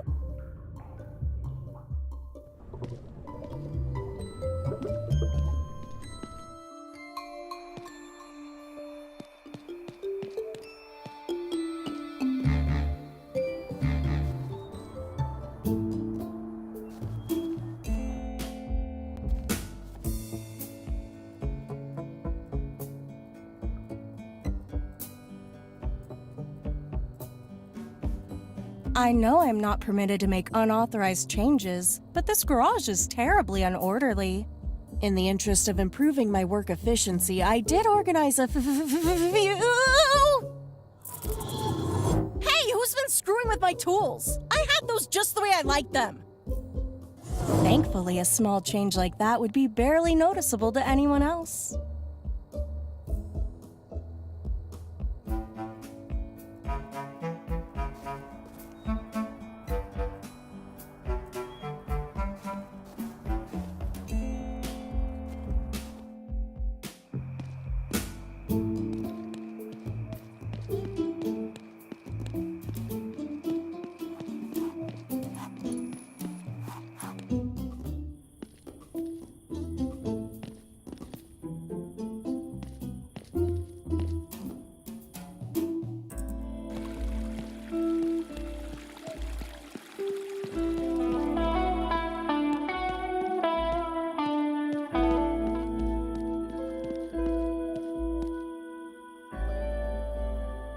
How's it hanging, Max?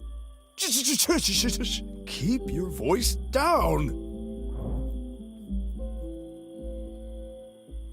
What did I need to awaken the evil powers of that book again? Look, if I just tell you, then the curse will transfer itself to me. And honestly, I don't think I can handle any more bad luck. But here's what I can tell you. A pagan priest must curse a stream that flows into a moonless night. Curse, stream, and darkness. Got it. Well, see you later, Max. I won't stay here for long, so who knows?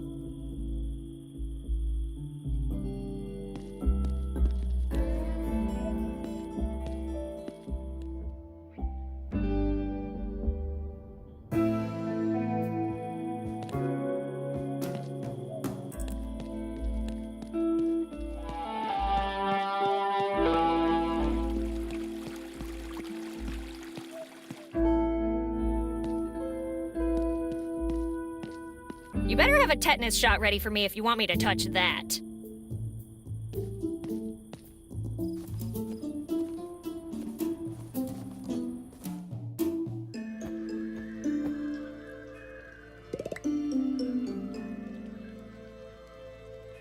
If you want to get something off your chest, I suggest talking to the priest.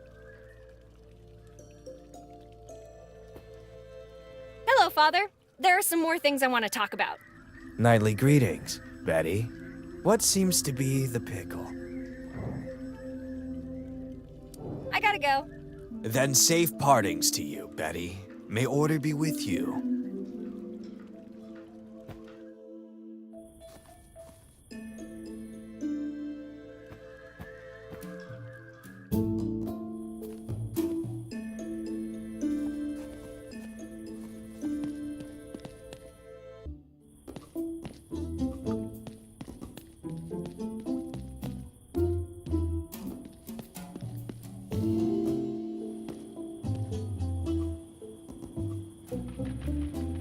I'm not messing with a crime scene. Ew! For real? Too soon. I've done enough breaking and entering for one night.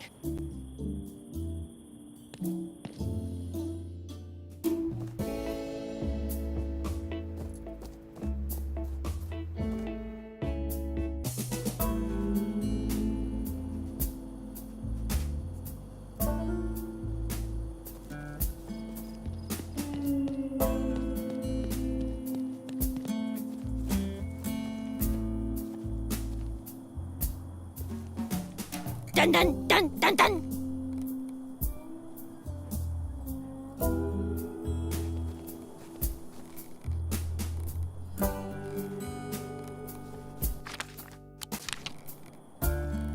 $8,000 pardons, Miss Potential Client. But should you feel that can without providing payment first, I will be forced to stop you by making use of this trusty double-barreled shotgun.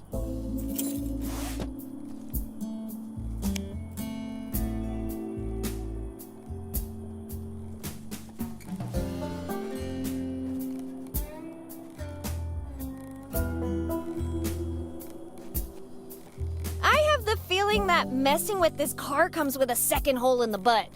Free of charge.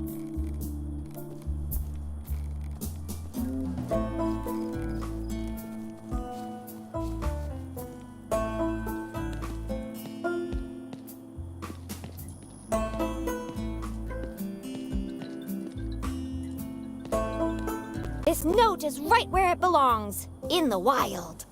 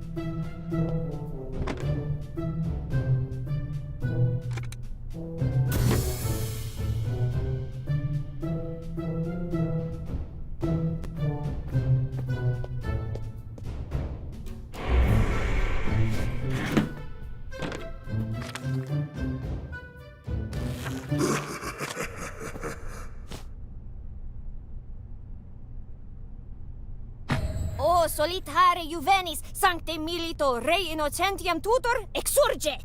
Prebi mihi dulcem vehelem ut terram per scrutor latebraque per veteres inveniam.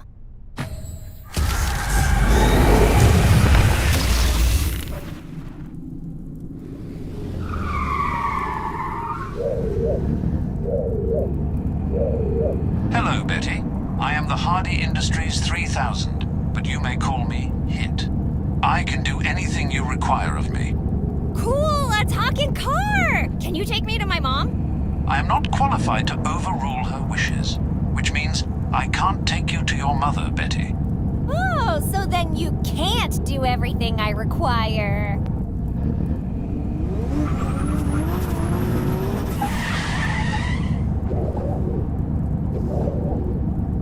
Hit!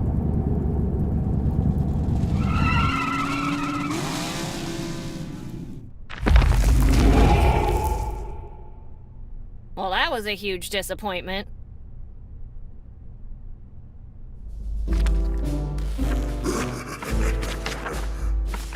You're wasting your time, buddy.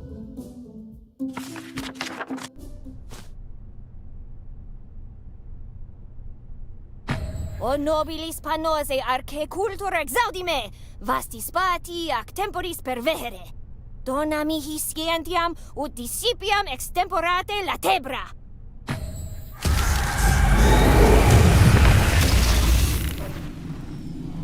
Re-examinate! Re-examinate! Hello? Anyone there? Just me. I'm the doctor, by the way. Doctor? What? Yes, nice to meet you too. Now, do you need anything? Because I'm kind of busy here. Re-examinate! Re-examinate! Yeah, actually, have you seen my mom? You think your mother would be here at the end of space and time? I mean, maybe? That's ridiculous. Wait a minute. Is your mother Eliza Barrett? Yeah. Oh, I haven't seen her since our trip to London.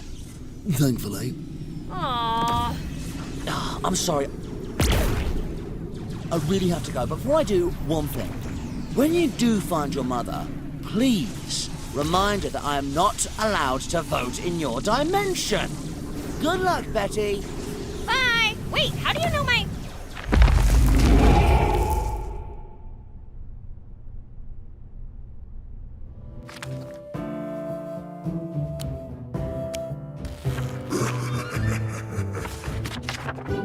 Sorry, buddy. It says limit 1 per customer.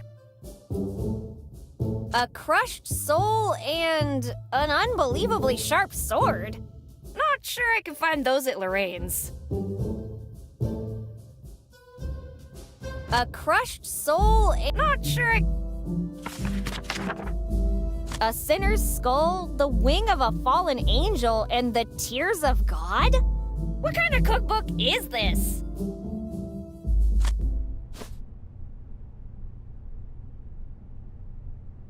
Avaritiam gluti a convora, trux facies piscem olens. Sine mutuem tu nadone sequendi trans trepitum tussis perpetue.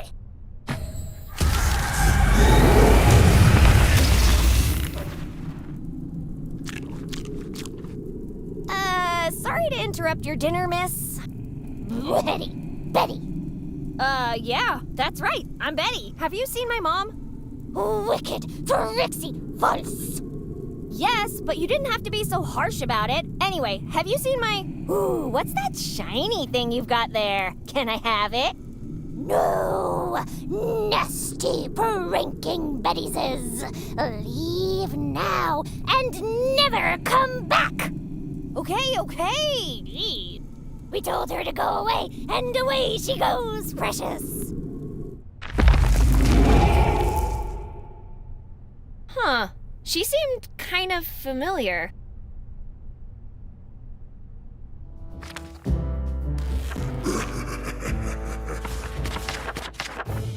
You're wasting your time, buddy. An intentionally blank space.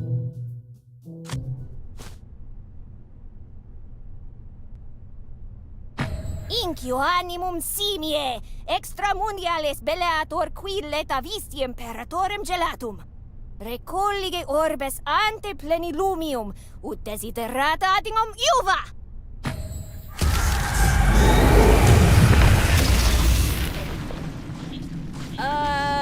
Hey, sorry to interrupt, but you guys wouldn't happen to have seen my mom, would you? We're in the middle of a fight! Get lost! Come on, that's no way to talk to people.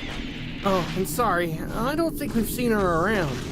Hey, I know! We could ask the dragon! You idiot! You can't just use those to solve every problem! Well, it was worth a try, I guess. Good luck with your battle. Thanks! Good luck finding your mom!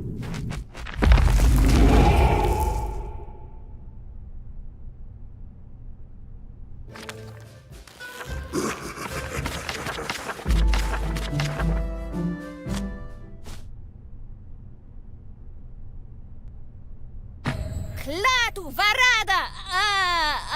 Necktie? I can't read the last word. Nectar? Noodle? Nickel? I'm sure no one will notice. Clatu varada ni... Juice! Yeah, nailed it.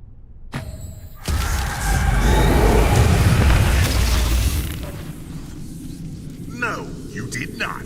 And with this great error, you have unleashed me from my hellish prison. Betty, you've doomed us all. Fire will rain down from the skies and rivers will run red with blood. But don't worry, there's still time. Just cut off your hand, cast it into the portal, quickly. No. It's just that I'm pretty attached to both of my hands. Curses! Foiled by Betty. Curse you, Betty Anderson! Curse you! Ah!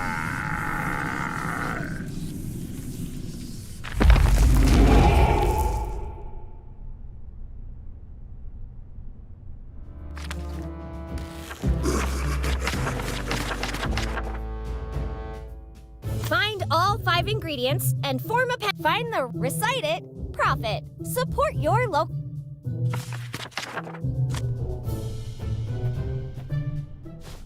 Animarum perquisitor, damnationes fuscator, vincite voluntas praetoris ad reveniendum. Scopum depone me Hercule, veniam dato.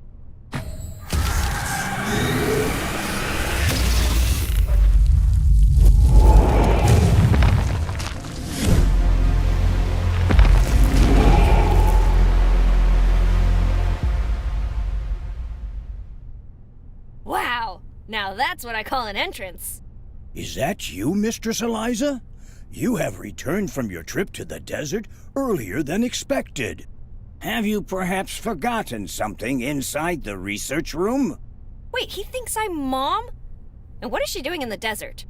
I should probably check out that research room. Maybe I'll find some answers there.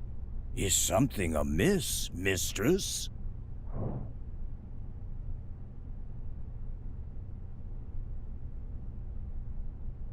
Yes, Bucky, it is I, your beloved Mayor Barrett. I am many things, obsessed with bureaucracy, a lover of all things dull and unexciting, and a consummate offspring ignorer. But what I am not is someone capable of opening that door. That's why, in the spirit of community togetherness, I implore you to let loose the keys of access and embrace our new open door future! Apologies, Mistress. I am having difficulty identifying the request in that speech. Just open the damn door, Bucky. Yes, Mistress.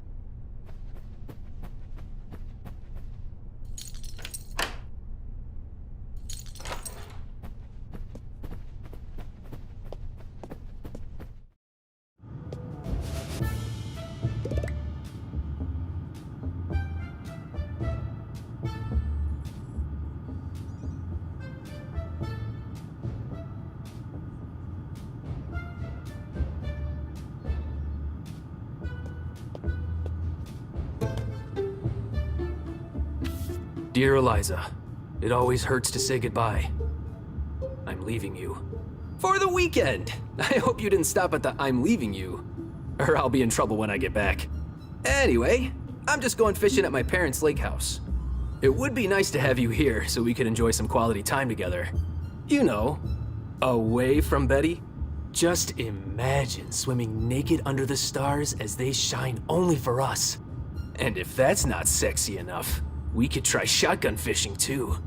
I wish your love for me was bigger than your hatred for Corona. But the offer's on the table anyway. Love, Lincoln. P.S. So you won't get lonely, I left you something to remember me by. But you can't take it out of the envelope until you answer this riddle. Underwear, underwear. Where have I left my underwear? What the? Ew! Come on, Mom! You can't just leave these lying around.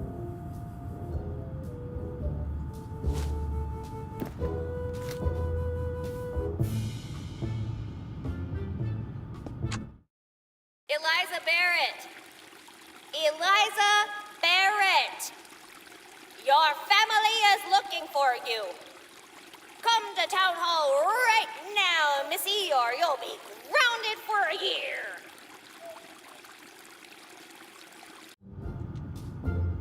Ooh, button! And it's a nice big red one. Should I press it? Nah. Haven't movies taught you anything? You should not press big red buttons. Listen, if you want to push something, can you maybe just boop your own nose? What if we're all just cartoons on TV, and this is the off button for the remote control? Let's think this through for a moment. This is in my mom's office. What if pushing it cuts my allowance in half? Wait, what if pushing it doubles my allowance? Decisions. What if it's one of those slapstick gags and a giant anvil falls on me?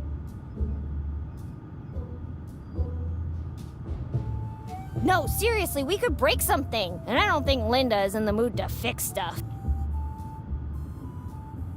What if it opens another portal to hell? Or what if it's not just hell, but broccoli hell? Okay, fine. Go ahead. Make me push it. Just remember one thing. I tried to warn you. Whatever happens now is 100% on you, pal. Aw, crap baskets! Told you something would happen. This whole noir vibe is neat and all, but it might be a bit too murky for our game. Let me see if I can fix it. Out of the frying pan and into the... whatever the heck this is. At least I could tell the floor from the table last time. I can barely make out the button. Let's try again. Whoa! Not gonna lie, I love the retro look. Still, I'd rather go back to HD. Whoa! I guess this must be what happens when you drink a whole bottle of Mike's groovy ketchup. Far out, man. But let's take another shot at this. Oh, sweet! Everything looks like a comic book. Can we stay like this? Betty? Come on, I'll be super prankster with my loyal sidekick Regit Lynn. Together we... No, Betty. Aww. Oh, shoot. See, this is what happens when I do what you tell me to do. Now what? Am I gonna be a doodle forever? Come on, buddy. Do something nice for once and press that button, would ya?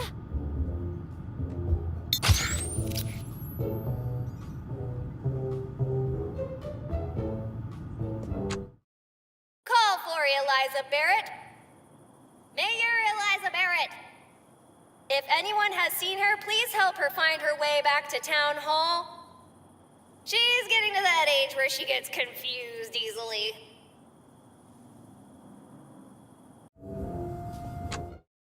Ms. Eliza Barrett, someone has found your beloved, beautiful, and amazing daughter. She's waiting for you at Town Hall. Come get her now, please. Well, just because Mom's not in town doesn't mean I can't have some fun with this thing. Okay, Mom, here's what's gonna happen. You're gonna come back here, tell me what a wonderful daughter I am, and raise my allowance by at least 5%. Because if you don't, I'm gonna burn down everything in your office. Starting with that creepy book that keeps looking at me funny. Time's a-wastin'. Mom, I fixed the dam! And I did it all by myself. Come tell me how proud you are. Mom, the Mafia's got me. Again. They're saying that if their demands aren't met, they see a cop in the area, or even a single floret of broccoli, they will start killing hostages. By the way, not to alarm you or anything, but I'm the only hostage. So please, this would be the time to show you care. Attention, Eliza Barrett. This is Dr. Feel Peachy Bellygood speaking. Your daughter has been diagnosed with a terminal illness. We have induced her into a coma in order to preserve her life. If you wish for us to administer treatment, you must come to Town Hall right now and approve all the paperwork. Attention, Health Inspector. Please grab your biohazard suit and head to Mike's Diner. Good luck. You'll be in our thoughts and prayers. You'll never get me alive! A direct line of communication from me to the townsfolk. Privyet, comrades! Your town now is under the control of Mother Russia. We'll look for crazy man named Benzin. He is great enemy of Russian people. If you see crazy man, please bring him to gas station. Is now Soviet headquarters. Spasiba.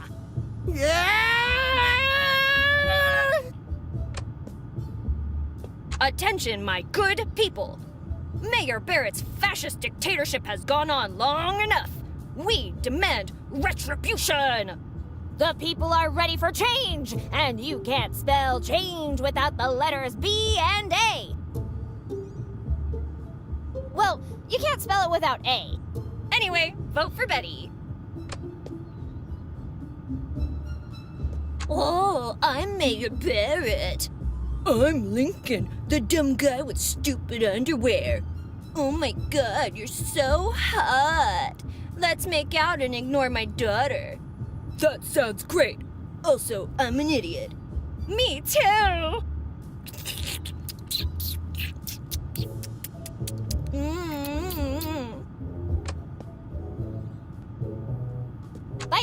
Bicycle! Particle! Versicle! Testing! That was fun, but I think I've had enough for today. That was fun, but I think I've had enough for today. I'm not going anywhere until I find out where Mom is. I think the decorations look fine as they are.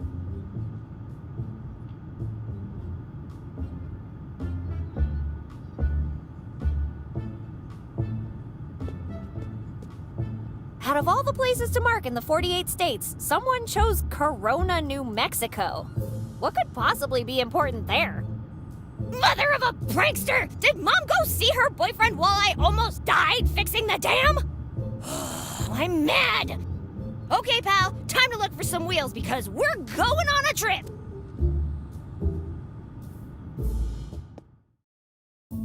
I really need to get to Corona. I should check out that car in Linda's workshop.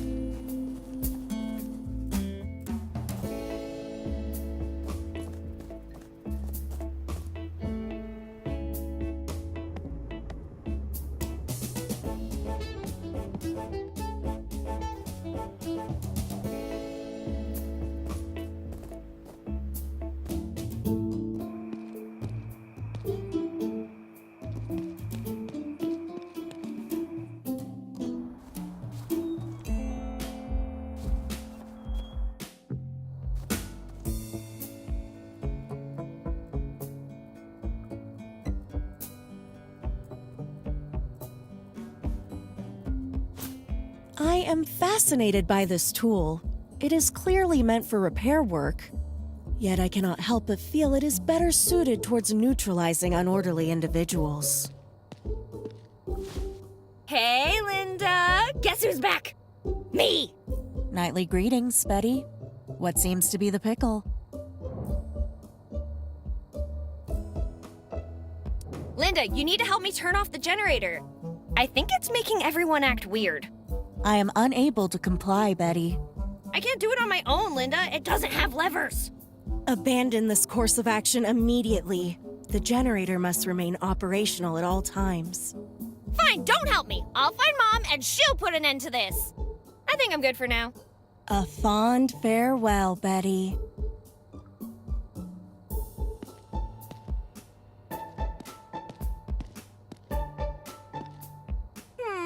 I can't see the keys anywhere.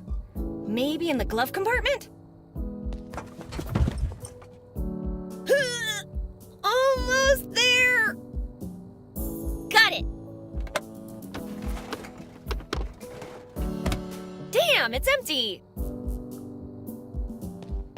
I should ask Linda. Hey, Linda! Guess who's back? Me! Nightly greetings, Betty. What seems to be the pickle? Do you happen to have the keys to that car? I am not in possession of the keys. And why would you require them anyway? Mom's off playing around with her boyfriend instead of paying attention to me. And I want to go to Corona to teach her a lesson. The keys are in inmate Laszlo Hardy's possession. And even if you were to acquire them, it would be a meaningless effort because the car has no fuel. Don't worry, I'll take care of that later. Betty, allow me to issue a warning. If you proceed with this course of action, the only place you'll be going is re-examination. I think I'm good for now. A fond farewell, Betty. Betty, are you perhaps planning on leaving the town? No. Let me remind you that leaving town is highly unorderly behavior that will not be tolerated. Why don't you ever let me do what I want? It is my prerogative to keep your shenanigans to a minimum. Furl!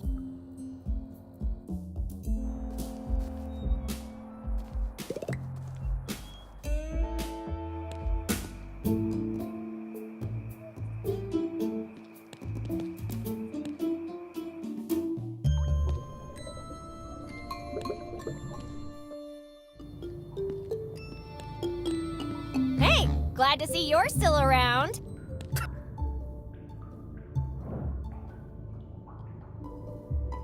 Neat car. Mind if I borrow it? Yeah, not a chance. Nobody puts their hands on my Betty and lives to tell the tale. Wait, whose hands on me? Not you, my car. Why would you name a car Betty? Hey, it's a beautiful name. Well, can't argue with that. Anyway, where is she? Gathering dust at Linda's garage. If you told me where the keys are, I could take her for a spin. Right here with me, but you're not getting them.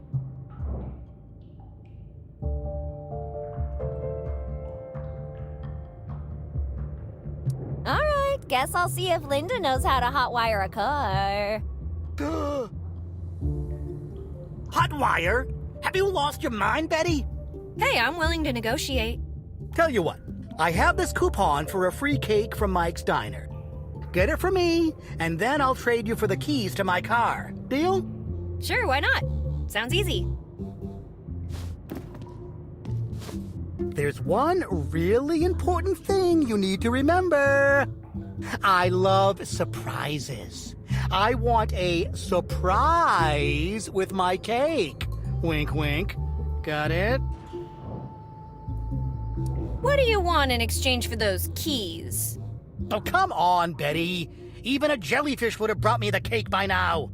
Hey, cut me some slack. It's been a long night. Get me a cake from Mike's using the coupon I gave you. And don't forget, I love surprises. You think you can remember that? Got it.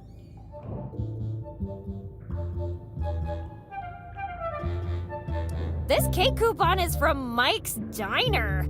You sure about this, buddy? As sure as a man can be. In that case, I want the keys up front, just in case your body is not ready. I'm definitely ready for my surprise. Whatever that means. I just wanted to catch up with you. You know, what you've been up to, the places you've seen. Oh, look at you, mocking an innocent man.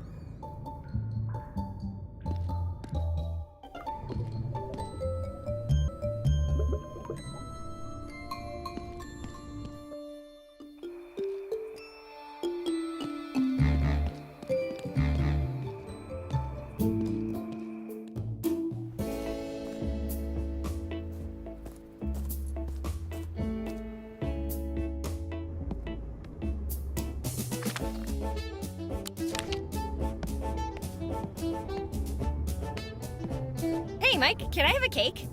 I am unable to comply with your request. Cake is not an authorized comestible. But I have a coupon. Wouldn't it be just as unorderly to not give me the food I have a coupon for? You make a good point, Betty. Do you have any special requests? Why don't you just surprise me? The customer is always right.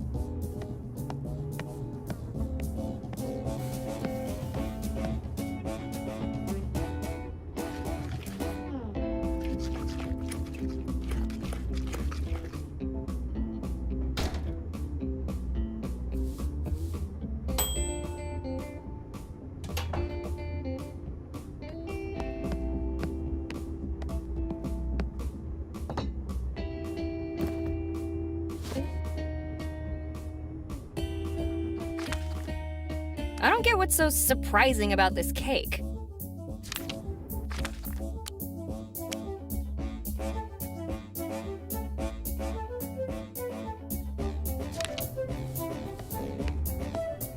While the rations are nutritionally perfect, they lack. What could have happened to these people? I've been away for a couple hours at most.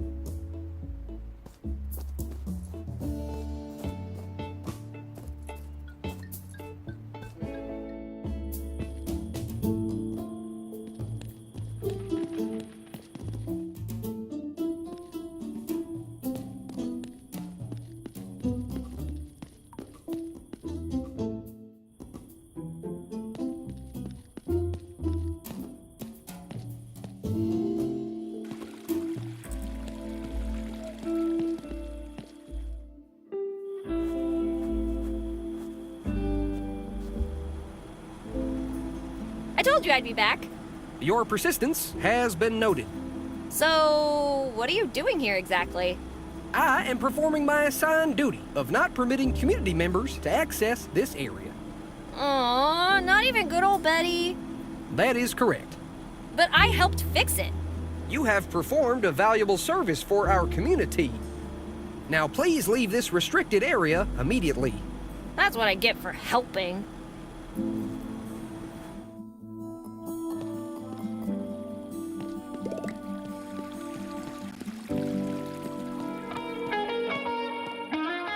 Hey, Hank. What's the pickle? Nightly greetings. I do so love our friendly meetings.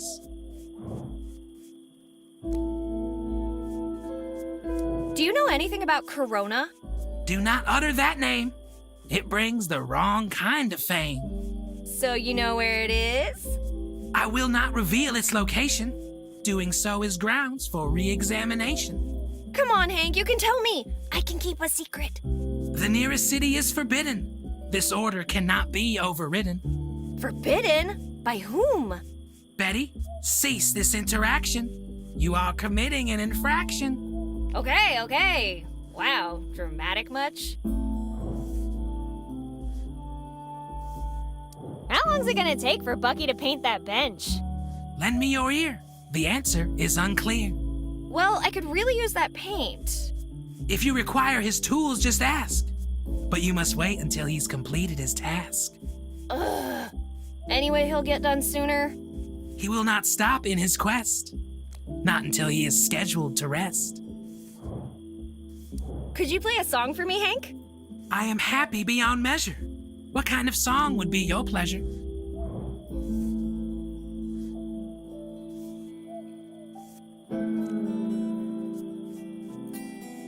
Something calm, like rustling leaves. This will be a great display. Now stand back and watch me play.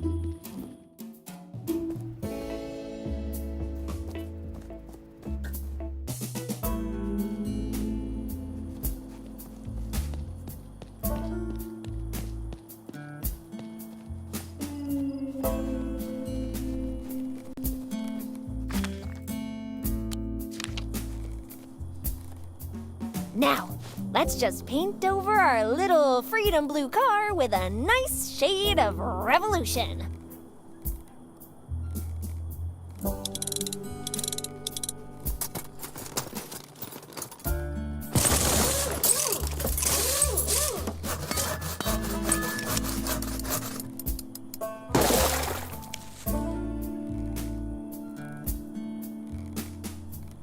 That's nice, but it's going to need a little friend.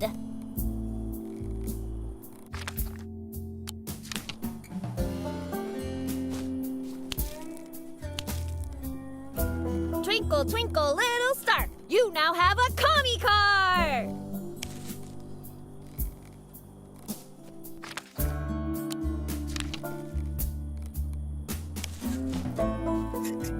Everyone has a role determined by a central authority?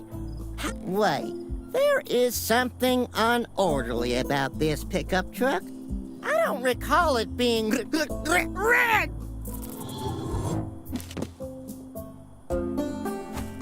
No! No! No! This can't be happening! Hold tight, my sweet. Stay with me! Don't you dare leave me! This is just a bad dream.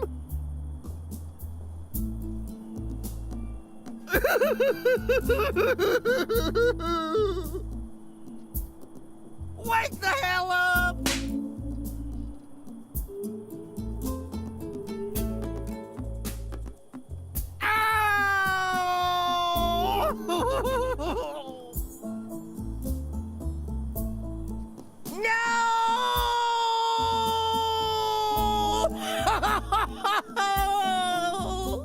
You tarnished her, you goddamn comic bastards! Wait until I catch those damn Bolshevik baboons! Don't worry, Lucille. I can still fix this. All I need is a brush and some blue paint and some stars. She needs stars. I just gotta find 47 more and she'll be okay.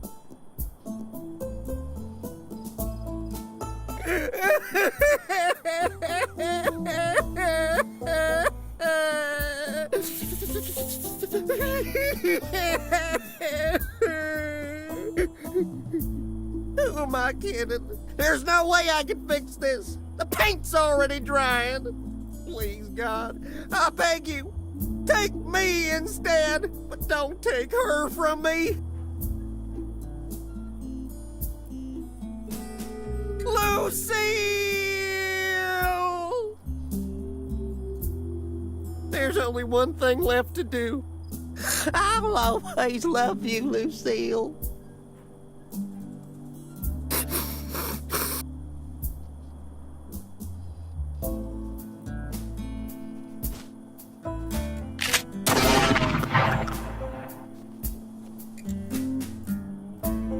Goodbye, my sweetheart. Now you can rest in heaven's junkyard. Amazing grace, how sweet the sound that saved a wretch like me. I was alone, but now am found.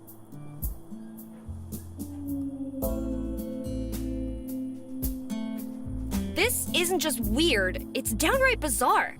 No one is acting like themselves. Oh, I totally would. But I fear Ben would disagree with my intentions. Lethally.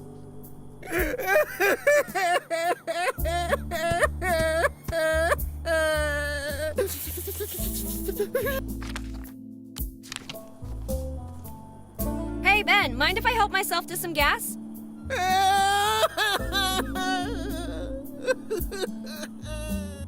I'll take that whining as a no.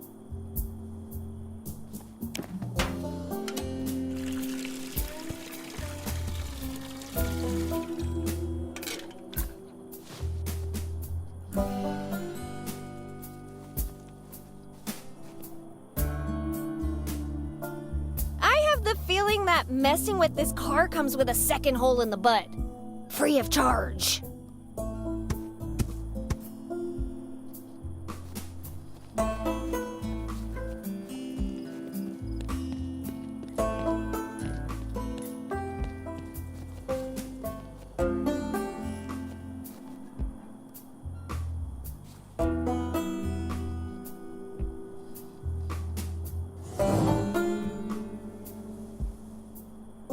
Well, that was highly unorderly. After I complete my rocking chair patrol duty, I must submit myself for a re-examination immediately.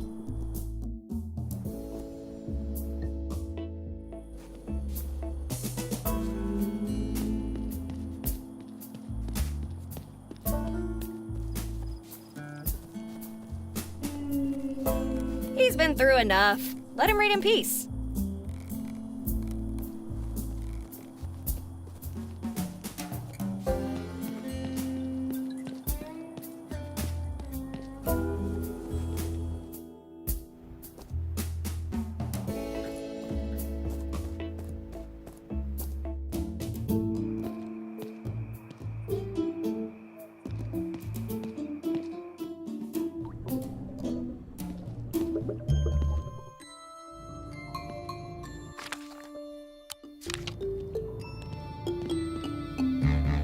Alright, I got your cake. Happy jail-anniversary, Laszlo. Oh, you got me the one with the surprise, right?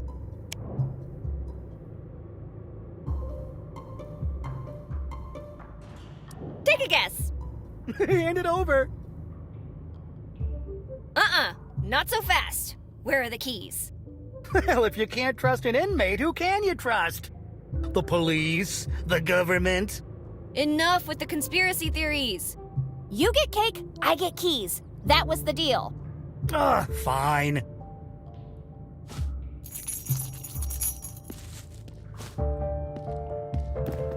Pleasure doing business with you. Now, if you don't mind, I've got some cake to eat. In peace.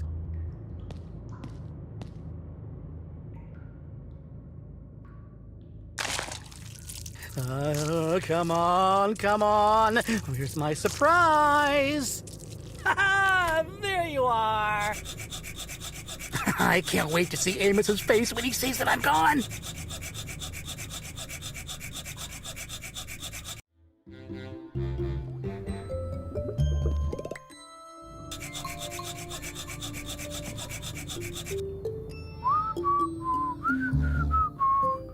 Man, that's a full 180.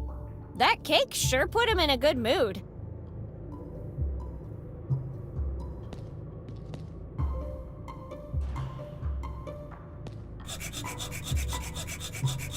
Oh, damn! These things are amazingly easy to file through.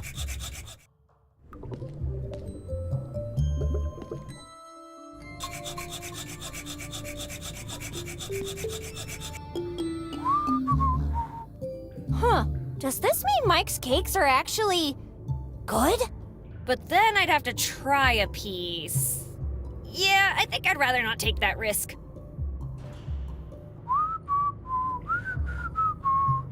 Man, that's a full 180. That cake sure put him in a good mood.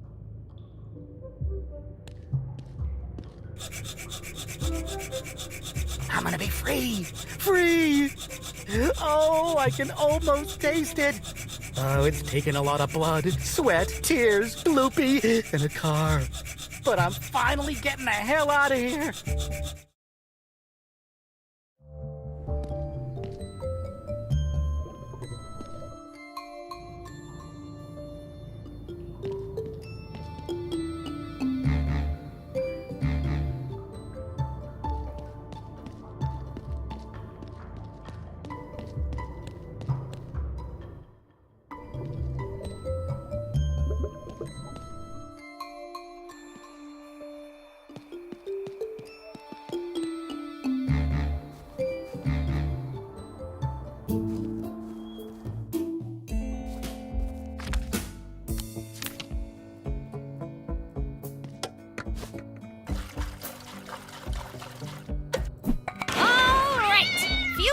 And ready to rumble! Ready to leave town? No need to drag all this stuff around. But I'll keep the plunger. You never know when one of these will come in handy. Linda, I'm taking this car whether you like it or not.